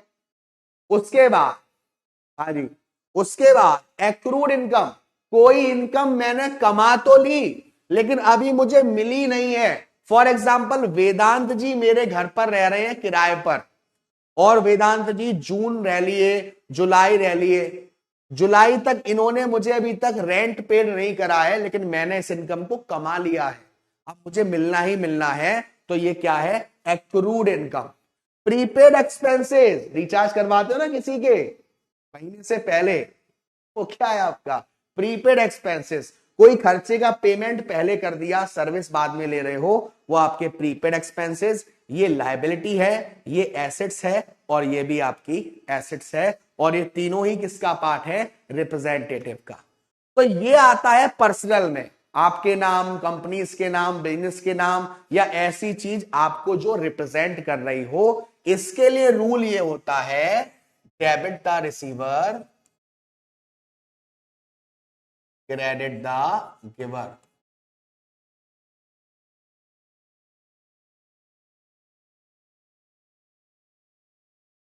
क्या रूल होता है बेटा? Debit the receiver, credit the giver. जो इंसान रिसीव कर रहा है किसी भी चीज को, डेबिट किया जाता है, जो दे रहा है वो क्रेडिट किया जाता है। मान्य बेटा, एक्रूड इनकम का मतलब है इनकम जो आपने कमा ली है लेकिन मिली नहीं है। फॉर एग्जाम्पल, आप पूरी जनवरी कहीं पर जॉब किया आपने, फरवरी आ गई लेकिन आपको सैलरी नहीं मिली, तो आपके लिए एक्रूड इनकम है, आपने कमा लिया लेकिन अभी मिला नहीं है। उसके बाद आता है आपका real account. Real account basically हमारी जितनी भी एसेट्स हैं उन सभी के लिए होता है। चलो भाई नालायकों, फटाफट से मेरे को एसेट्स के एग्जांपल लिखो फटाफट से, कि सर ये एसेट्स है, ये एसेट्स है, ये एसेट्स है। फटाफट से कमेंट बॉक्स में मुझे एसेट्स के नाम बताओ। ये एसेट्स है, ये एसेट्स है, कार है, बाइक है, फर्नीचर है, मशीन है, बिल्डिंग है, मोबाइल फोन है। बताओ भाई कौन कौन सी एसेट्स होती हैं? तो रियल अकाउंट बेसिकली हमारे लिए किसका होता है? एसेट्स के लिए होता है, लेकिन आप इसमें डेटर और क्रेडिटर का इस्तेमाल नहीं करेंगे, क्योंकि ये सब कहा जाएगा? पर्सनल में। वेदांत बेटा और बाकी सारे बच्चों, आपका ये जो जर्नल एंट्री है ना, ये शेयर वाले चैप्टर में आपको देखने को मिलेगा, डिबेंचर्स वाले चैप्टर में आपको देखने को मिलेगा, रिलेटेड एक्सपेक्ट्स वाले चैप्टर में आपको देखने को मिलेगा। ये तीन चैप्टर्स में आपको अच्छे लेवल की एंट्री मिलेंगी। पहले चैप्टर टोटली थ्योरी है, सिर्फ समझना है आपको। ठीक है। मेरा पेन, हाँ ये वाला ये भी मेरी एसेट्स ही है। तो जितनी भी एसेट्स है उनके लिए रियल अकाउंट आता है। रूल क्या होता है? Debit what comes in, credit what goes out. अगर मेरे पास कोई एसेट्स आ रही है तो मैं उसको क्या करूंगा? डेबिट करूंगा। जा रही है, क्या करूंगा? क्रेडिट करूंगा। तीसरा है आपका नॉमिनल अकाउंट। नॉमिनल अकाउंट हमारा जितने भी एक्सपेंसेस हैं, जितने भी लॉसेस हैं, जितनी भी इनकम है, जितने भी गेन है, उन सब के लिए होता है बेटा। जितने भी नुकसान, फायदे, खर्चे वगैरह हैं, उन सब के लिए होता है बेटू नॉमिनल अकाउंट। नॉमिनल का रूल क्या होता है बेटा? नॉमिनल का रूल होता है debit all expenses and losses, credit all income and gain. तो देखो बेटा, हमारे पास ये दो रूल हैं। आप चाहो, हाँ जी सर, मेरी दोस्त एग्जीक्यूटिव की ऑफलाइन कर रही है और मैं ऑनलाइन कर रहा हूं, क्या कोई डिफरेंस तो नहीं है? बेटा जी, मैं आपको एक्सपीरियंस्ड बता रहा हूं पिछले बैचेस का। इस जो अभी ये दिसंबर का बैच था, इसमें से बहुत सारे बच्चे ऐसे थे जो ऑफलाइन कोचिंग गए, वहां पढ़ा, और स्पेशली मैं कॉर्पोरेट अकाउंटिंग की बात करूं, उन्होंने पता नहीं कुछ कह रहे कि 20-20, 30-30, 40-40 हजार रुपए खर्च करे और कॉर्पोरेट ही नहीं हो पा रहा था। और आज की डेट में उनका एग्जीक्यूटिव के हर सब्जेक्ट में रौला है, क्योंकि बेनिफिट्स, फीचर्स आपको मिलते हैं। आपको कॉर्पोरेट दूसरे से अलग कैसे समझ में आ रही है, क्यों आ रहे हैं क्वेश्चन, वो आप ज्यादा नहीं 8-10 दिन तक रुक जाओ, क्योंकि ये तो सबको आता है, इसमें कुछ बड़ी बात नहीं है ना। इसमें मैं कहूं कि यार मैंने तो आपको बहुत अच्छे समझा दिया, ये आपने पहले से पढ़ा हुआ है, मैंने इसमें क्या करवा दिया। बट अगला जो चैप्टर आएगा शेयर वाला, उसका पहला लेक्चर जब एंड होगा, तब मैं आपसे पूछूंगा कि क्या फर्क है, क्या समझ में आ रहा है। तब आपको अपने आप लगेगा कि अकाउंट्स हलवा है, क्योंकि आप लोगों का जलवा है। ठीक है, तो बेटा जर्नल एंट्री करने के लिए हमारे पास दो चीजें होते हैं, एक होता है हमारे पास ट्रेडिशनल अप्रोच और एक होता है हमारे पास मॉडर्न अप्रोच। आप चाहे इस अप्रोच से जर्नल एंट्री पास करें, आप चाहे इस अप्रोच से जर्नल एंट्री पास करें, आपके ऊपर है। बट जैसा कि मैंने कहा, कोशिश करिएगा कि आप ज्यादा से ज्यादा मॉडर्न अप्रोच को ही फॉलो करें वाइल पासिंग जर्नल एंट्री। ठीक है, चलिए बेटा जी, अब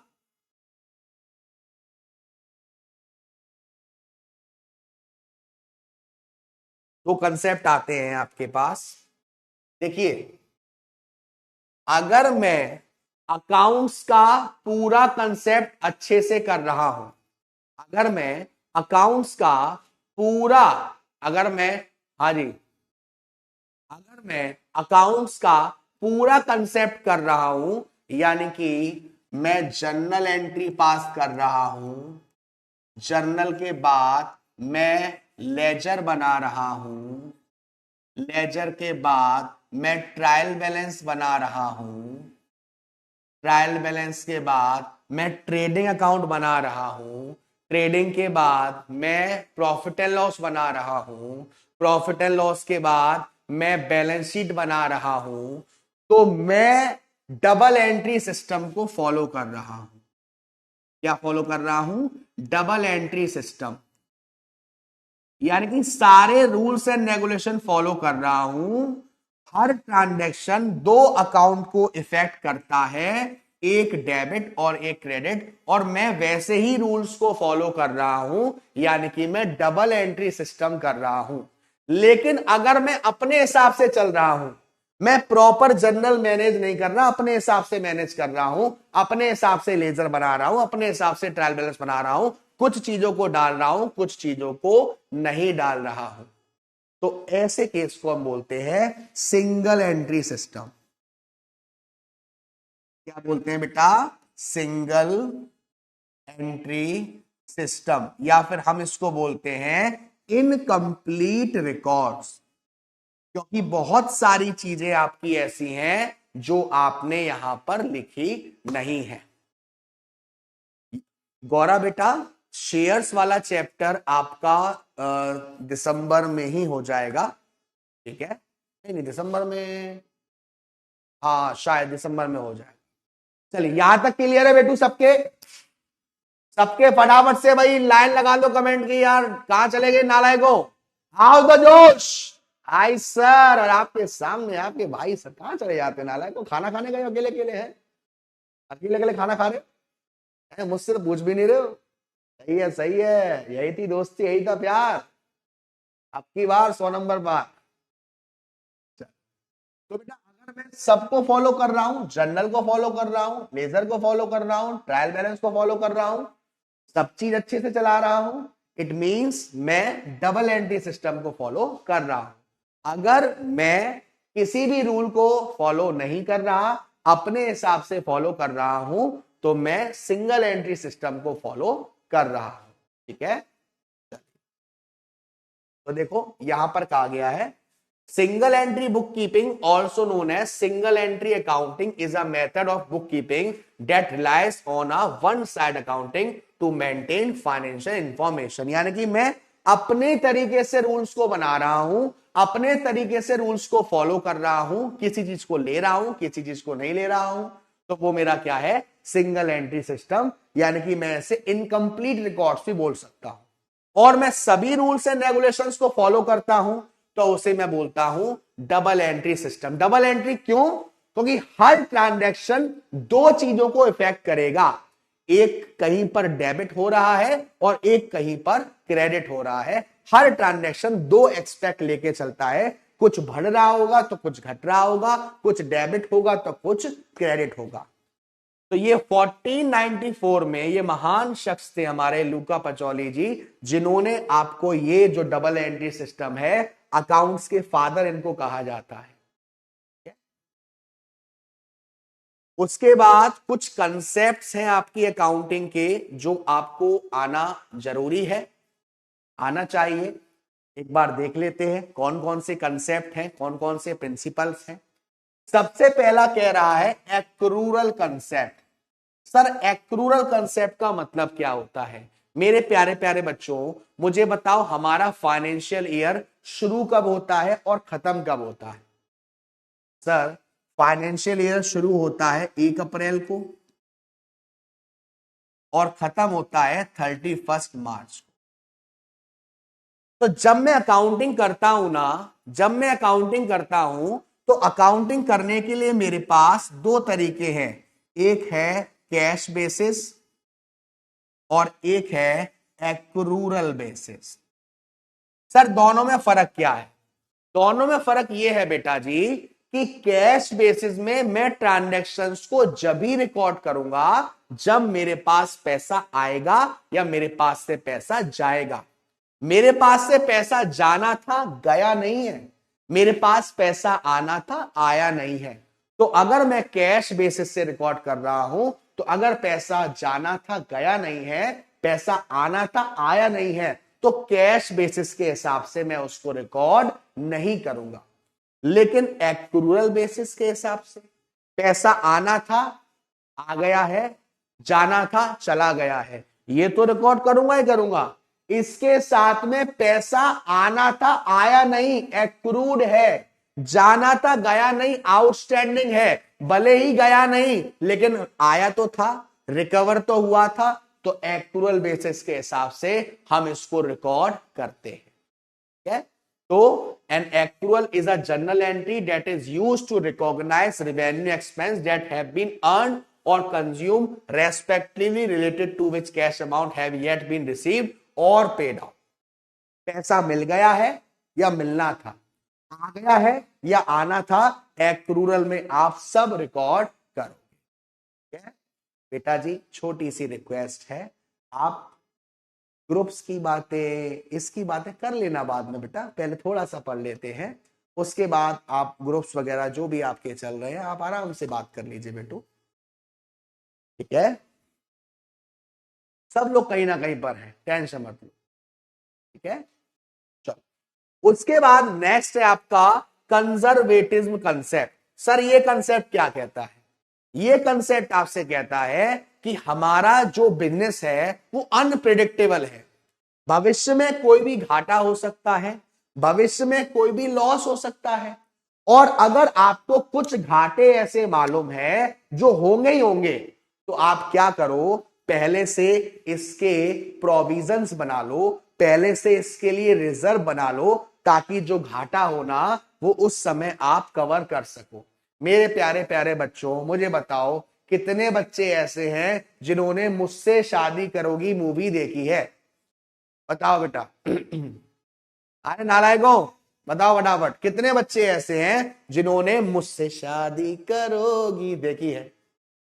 तुम कहां से आ गई? तुमसे थोड़ी ना पूछा था। चलो भाई,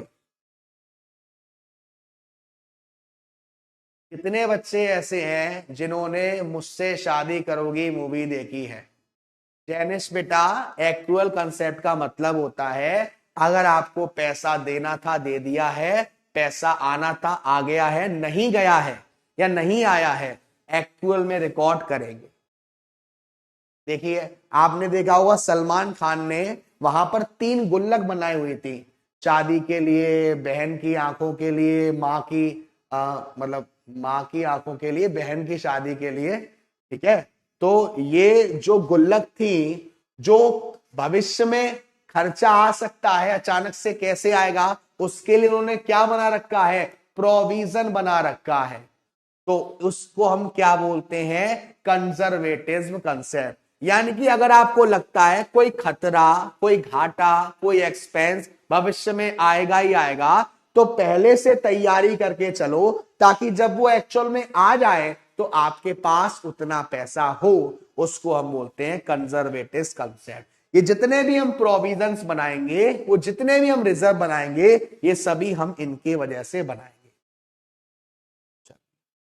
उसके बाद है आपका कंसिस्टेंसी कंसेप्ट।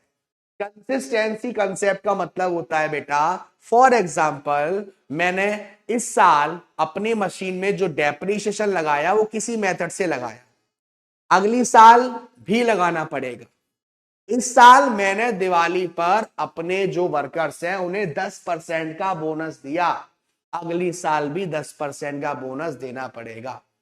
पिछली साल हमारी कंपनी की जो अकाउंटिंग स्टेटमेंट है वो इस तरीके से बनाए गए थे, इस साल भी उसी तरीके से बनाने पड़ेंगे। उसको हम बोलते हैं कंसिस्टेंसी कंसेप्ट। यानी कि जो नियम कानून आपके यहां कंपनी में एक बार बन गया, उसे ईयर बाय ईयर हम फॉलो करते हैं, उसे बोलते हैं कंसिस्टेंसी कंसेप्ट।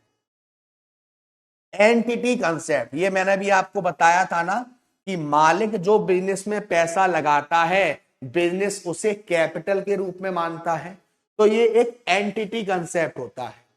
एंटिटी कंसेप्ट आज से कहता है कि हमारा जो मालिक है उसे अलग रखा जाएगा और उसका जो बिजनेस है उसको अलग रखा जाएगा। यानी कि ओनरशिप अलग और बिजनेस अलग। बिजनेस के ट्रांजेक्शन बिजनेस के पॉइंट ऑफ व्यू से करे जाएंगे, मालिक के पॉइंट ऑफ व्यू से नहीं करे जाएंगे, उसे बोलते हैं एंटिटी कंसेप्ट। चलिए, उसके बाद ये मैंने आपको बता ही दिया, personal account, real account, normal account, ये रूल मैंने बेटू आपको बता ही दिए। अभी मैंने आपको एक अप्रोच बताया था ना, मॉडर्न अप्रोच, क्लियर कंसेप्ट वाला, वो मैंने आपको ये बता ही दिया है। उसके बाद देखो यहां पर आपको लेजर का फॉर्मेट दे रखा है, लेजर का फॉर्मेट दे रखा है। एक तो जर्नल होता है, जर्नल के बाद सारे ट्रांजैक्शन को हम अलग अलग कहां पे रिकॉर्ड करते हैं, लेजर में। और ये लेजर का फॉर्मेट है date particular JF amount, date particular JF amount. यहां पर जेएफ का मतलब है जर्नल फोलियो, यानी कि जर्नल में ये जो ट्रांजैक्शन है वो किस पेज नंबर पर है वो बताता है लेजर। मेरे प्यारे प्यारे बच्चों, मुझे बताओ, जर्नल के बाद लेजर बनता है, लेजर के बाद क्या बनता है, लेजर के बाद क्या बनता है बेटा, लेजर के बाद क्या बनता है, फटाफट से बताओ, लेजर के बाद क्या बनता है बेटा,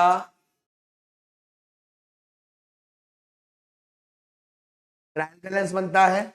ठीक है, तो ट्रायल बैलेंस का ये जो फॉर्मेट होता है वो ऐसा होता है। ट्रायल बैलेंस बेसिकली आपने इसलिए बनाया, ये चेक करने के लिए बनाया बेटू कि आपका जो लेजर है वो ठीक है। वेरी गुड, लक्ष्य, भूमि, कोयल, मान्या, संजय, टीना, साहिबा, अमित, प्रियांशी, स्वाति, वेदांत, वंश, स्तुति, पानी। वेरी गुड बच्चों, Anaga, Arshi, Anurag, Bhumi, very very good, very very good बच्चा। अब ये आपका ट्रायल बैलेंस है।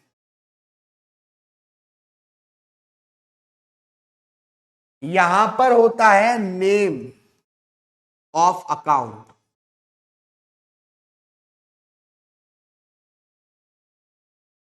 यहां पर आपका एलएफ, यहां पर आपका अमाउंट डेबिट साइड का, और यहां पर आपका अमाउंट क्रेडिट साइड का।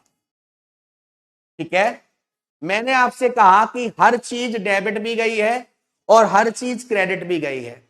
तो जो चीज डेबिट गई है अगर मैं उसे डेबिट में डाल दूंगा और जो चीज क्रेडिट में गई है उसे मैं क्रेडिट में डाल दूंगा, तो मुझे मेरे प्यारे प्यारे बच्चों बताओ, मेरा ट्रायल बैलेंस बराबर आना चाहिए, यानी डेबिट साइड का टोटल क्रेडिट साइड के टोटल के बराबर आना चाहिए। यस सर, अगर मेरा ट्रायल बैलेंस बराबर आ जाता है, मेरी दोनों साइड मैच कर जाती है, इसका मतलब है मैंने जो लेजर बनाया है वो ठीक बनाया है, मैंने जो लेजर बनाया है वो ठीक बनाया है।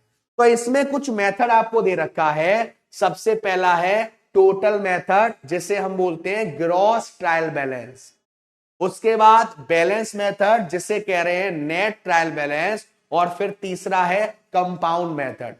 तो देखो, टोटल मेथड का मतलब क्या है, आपने जो भी लेजर बनाए उन लेजर का जो डेबिट साइड में अमाउंट आ रहा है वो इसके डेबिट में डाल दो, और क्रेडिट में आ रहा है वो उसके क्रेडिट में डाल दो और टोटल कर दो। बैलेंस का क्या होता है कि आपने जो लेजर बनाया उसको कौन सी साइड ज्यादा आ रही है। फॉर एग्जाम्पल, डेबिट साइड 50,000 है और क्रेडिट साइड 20,000 है, तो डेबिट साइड 30,000 से ज्यादा है ना, तो 30,000 रुपए यहां पर डेबिट में डाल दो। ये तो हो गया बैलेंस मेथड। और कंपाउंड में 4 कॉलम हो जाएगा, एक में तो हम टोटल लिख रहे हैं और एक में बैलेंस करके चल रहे हैं, वो होता है आपका कंपाउंड मेथड। ठीक है, क्या हो गया बेटा, किसी को कोई डाउट आ रहा है, कोई दिक्कत? तो बेटा ये आपका पूरा का पूरा फर्स्ट चैप्टर है जिसकी मैंने आपको अभी तक बात करी है। तो पहले तो मैं अपने प्यारे प्यारे बच्चों से ये जानना चाहूंगा कि अगर आपको ये चैप्टर 5 नंबर का आया है, 5 नंबर का आएगा, तो कितने छाप दोगे बेटा?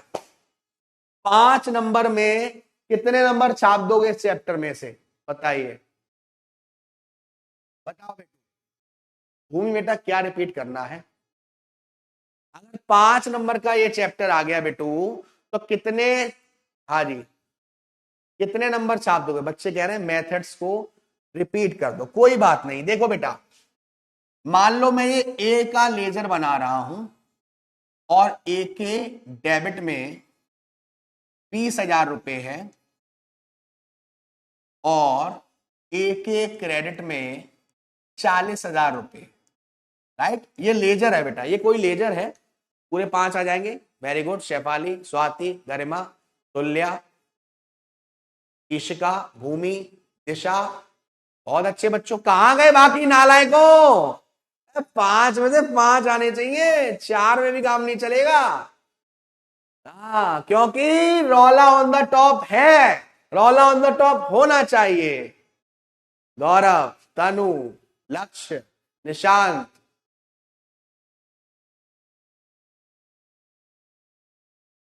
वानी, Anaga, Shivam, Arshi, very very good बच्चा, वेरी वेरी गुड। देखिए, ये किसी का लेजर है। अगर मैं ट्रायल बैलेंस बना रहा हूं और ट्रायल बैलेंस में देखो, मैंने यहां पर लिखा ए और डेबिट में डाल दिया कितना, 20,000, और क्रेडिट में कितना था बेटा, 40,000। दोनों का बैलेंस डाल दिया मैंने, दोनों का बैलेंस डाल दिया मैंने, तो इसको क्या कहेंगे, टोटल मेथड। इसको क्या कहेंगे, टोटल मेथड। मेरा कौन सा साइड ज्यादा है, क्रेडिट साइड ज्यादा है, कितने से, 20,000 रुपए से। तो जो साइड ज्यादा है उसी में अमाउंट डाल देंगे, और जितना ज्यादा है उतना, यानी कि 20,000। इसको क्या कहेंगे, बैलेंस मेथड। इसको क्या कहेंगे, बैलेंस मेथड। और जहां पर आप दोनों का इस्तेमाल कर रहे हो एक ही पर, उसको हम बोलेंगे क्या, उसको हम बोलेंगे कंपाउंड मेथड। बेटा जी, कंटिंजेंट लायबिलिटी का मतलब होता है जो किसी हैपनिंग पर डिपेंड होता है। आपके ऊपर केस चल रहा है, हार गए तो नुकसान है, जीत गए तो फायदा है, जो किसी होने पर डिपेंड होता है। गरिमा बेटा, वेस्टिंग एसिड्स का मतलब होता है ऐसी एसिड्स जिसका इस्तेमाल ही उनको बर्बाद करके किया जाएगा। अगर आप उसे यूज कर रहे हो तो उनको बर्बाद करना पड़ेगा, फिर उनका यूज हो। जैसे माइनिंग वगैरह करना, खुदाई वगैरह जो होती है ना, वो हमारी वेस्टिंग एसिड्स होती है। ठीक है, इसमें आपको क्वेश्चन अभी तक जून के एग्जाम में, दिसंबर के एग्जाम में जो पूछे गए हैं, गोल्डन रूल्स ऑफ अकाउंटिंग आपका पूछा गया है, कुछ बेसिक ट्रांजैक्शंस पूछे गए हैं, कैपिटल एक्सपेंडिचर, रेवेन्यू एक्सपेंडिचर पूछा गया है। नेहा झा बेटा, आपका नाम कैसे नहीं लूंगा। शकीना बेटा, एलएफ का मतलब होता है लेजर फोलियो, मतलब कि जो ट्रांजैक्शन यहां पर है वो लेजर में किस पेज नंबर पर है, उसे हम बोलते हैं एलएफ। मेरे प्यारे प्यारे बच्चों, 2 क्लास हुई है हमारी अभी तक, और पहला वाला चैप्टर हुआ है खत्म, और पहली बार हम और आप मिले हैं। मुझे बताओ कैसा लग रहा है? ठीक लग रहा है? मजा आ रहा है? क्या मैं और आप, हमारी कुछ बॉन्डिंग बन रही है, ट्यूनिंग बन पा रही है? क्या मैं आपको अच्छे से समझा पा रहा हूं? क्या इस चैप्टर में आपका रोला ऑन द टॉप हो जाएगा? अगर यस, कमेंट में मत चूकना लिखने से रोला ऑन द टॉप। क्या हमारे 60 मार्क्स में से 5 नंबर बन चुके हैं? क्या क्या बताओ बेटू, क्या हमारे 5 नंबर 60 मार्क्स में से बन चुके हैं? क्या क्या रोला ऑन द टॉप हो जाएगा? क्या मजा आएगा? क्या बेटू, वाइब्स आ रही है क्या बेटू? हैशटैग रोला ऑन द टॉप। हाँ जी, कमेंट सेक्शन भर दो भाई साहब, रोला ऑन द टॉप, रोला ऑन द टॉप। बाकी यहां पर ये चैप्टर फिनिश है। आपको उम्मीद नहीं लगती मुझे कोई डाउट्स है? आपको कोई डाउट्स है?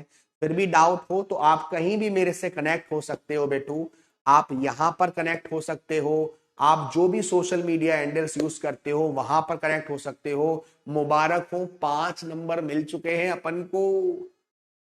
एक बच्ची लिखी थी अभी, कल का डाउट, बेटा दोबारा बोल दो, मैं मैसेज थोड़ा देख नहीं पाया। बाकी और कोई बच्चा है जो मुझसे कुछ पूछना चाहता हो, कोई डाउट आ रहा हो, कोई परेशानी हो, कुछ भी बेटा, कोई भी दिक्कत, कोई भी दिक्कत, कोई भी परेशानी ऐसी आपको लग रही हो? बेटा कंपाउंड मेथड में यहां पर 4 कॉलम आ जाएंगे, एक डेबिट, एक क्रेडिट, फिर एक डेबिट, एक क्रेडिट। यानी कहने का मतलब यह है इन दोनों को मिक्स कर दिया है, बस और कुछ नहीं है बेटा। डाउट बॉक्स में है? अच्छा, डाउट बॉक्स आज ओपन नहीं है। हाँ बेटा, डीपीपी आएगी। प्रियांशी बेटा, ऐसे याद नहीं है, बट इंस्टा की मेरे नाम से ही है। हाँ बेटा, वो जर्नल का ही पार्ट है अनागा बेटा, वो जर्नल का ही पार्ट है, वो जर्नल का ही पार्ट है। उसको बस आपको सिंपली देखना है, उसका फॉर्मेट, ज्यादा डिटेल में नहीं जाना है। जैसे मैं आपको बताऊं कि जर्नल के बेटा, मैंने आपको बताया था ना कि जर्नल के अगर हमारे ट्रांजैक्शंस बढ़ते जाएंगे तो जर्नल के हम 8 पार्ट कर देंगे, जिसको हम क्या बोलते हैं, सब्सिडरी बुक बोलते हैं। ठीक है, तो कैश बुक उनमें से एक है। कैश बुक का मतलब क्या होता है? कैश बुक का मतलब होता है जहां पर आप सिर्फ वही ट्रांजैक्शंस रिकॉर्ड करेंगे जिसमें आपके पास, भूमि बेटा, इवेंट एक हैपनिंग है। स्टॉक का मतलब होता है सामान, जिसमें आपका ओपनिंग स्टॉक और क्लोजिंग स्टॉक दोनों आता है। वो सामान जो बनके तैयार है, बिका नहीं है, वो होता है। देखिए गौरव अग्रवाल ने जो लिखा है बिल्कुल सही लिखा है बेटा, यही है मेरा जो है। ठीक है, चलिए, तो कैश बुक का मतलब ऐसी किताब जिसमें वही ट्रांजैक्शन आएगा जो आपका पैसे से रिलेटेड है। पैसा आएगा तो कैश बुक में, जाएगा तो कैश बुक में। उधार है तो कैश बुक में नहीं आएगा। फिर आपके इसके टाइप होते हैं, एक तो सिंगल कॉलम कैश बुक होता है, एक आपका डबल कॉलम कैश बुक होता है, जिसमें पैसा आपके पास दो तरीके से आ सकता है। पैसा कैश में भी आ सकता है बेटा, और पैसा चेक से भी आ सकता है। ठीक है, पैसा कैश में भी आ सकता है और पैसा चेक से भी आ सकता है। फिर इसमें आपकी परचेज बुक आती है, सेल्स बुक आती है। परचेज बुक में वही सामान आएगा जहां पर आपने गुड्स खरीदा हो लेकिन उधार, और सेल्स में वही आएगा जहां पर आपने गुड्स बेचा हो वो भी उधार। ठीक है, हाँ जी बेटू। गौरा बेटा, अच्छा तो आप जो भी दिक्कत हो बेटा फिर डाउट स्लैड में आप कर दीजिएगा, है ना, या एक दिन के लिए आईजी ऑन करके वहां से कंटेक्ट कर लेंगे। ठीक है, चलिए बेटा, तो फटाफट से जाते जाते मुझे बताओ क्लियर सब बेटा। आपके लिए होमवर्क सिर्फ इतना सा है कि एक बार बेटा इस चैप्टर के हैंड राइटिंग नोट्स नहीं मिलेंगे, बट फिर भी अगर आपको नीड लगेगी तो इस पर देखेंगे। हैंड राइटिंग नोट्स मैंने सिर्फ उन चैप्टर्स के बनाए हैं जो न्यूमेरिकल हैं, जो मेन है। जैसे शेयर्स वाला चैप्टर के नोट्स मिलेंगे आपको, डिबेंचर्स वाले चैप्टर्स के मिलेंगे आपको, कंसोलिडेशन ऑफ अकाउंट्स के मिलेंगे आपको। नेक्स्ट क्लास जब हो आपकी, तब तक मुझे पहला वाला जो चैप्टर है ये आप अच्छे से अपनी बुक से पढ़ेंगे, और उसमें जो डाउट आपको आ रहा है, जो टॉपिक में डाउट आ रहा है, वो आप मुझसे पूछेंगे। ठीक है बेटू, अगली क्लास मत करिएगा मिस, वरना गब्बर की गोली आपको कर सकती है किस। बहुत इंपॉर्टेंट क्लास होगी बेटा, शेयर्स स्टार्ट करेंगे, इसीलिए मैं शुरुआत में शेयर्स को उठाता हूं, क्योंकि भाई साहब उसका वजन उठाना हलवा। शेयर्स, शेयर्स एक ऐसा चैप्टर है 15 से 20 नंबर का आएगा, और अगर ये आ गया तो मजा आएगा बेड़ू। ठीक है बेटा, तो आज के लिए इतना ही, तब तक के लिए अपना ध्यान रखिएगा, खाना पीना खाते रहिएगा, माँ बाप का ध्यान रखिएगा। बाय, मिलते हैं आपसे अगली क्लास में, तब तक अपना ध्यान रखिएगा, खाना पीना खाते रहिएगा, माँ बाप का ध्यान रखिएगा, और tata bye bye, see you. आपके प्यारे गब्बर सर, और दिल से आप सभी को Gabbar army love you so much. Amit बेटा, रिप्रेजेंटेटिव का मतलब ऐसी चीज जो किसी को रिप्रेजेंट कर रही है, जैसे आउटस्टैंडिंग एक्सपेंसेस, एक्रूड इनकम, है ना, प्रीपेड, ये सब रिप्रेजेंटेटिव।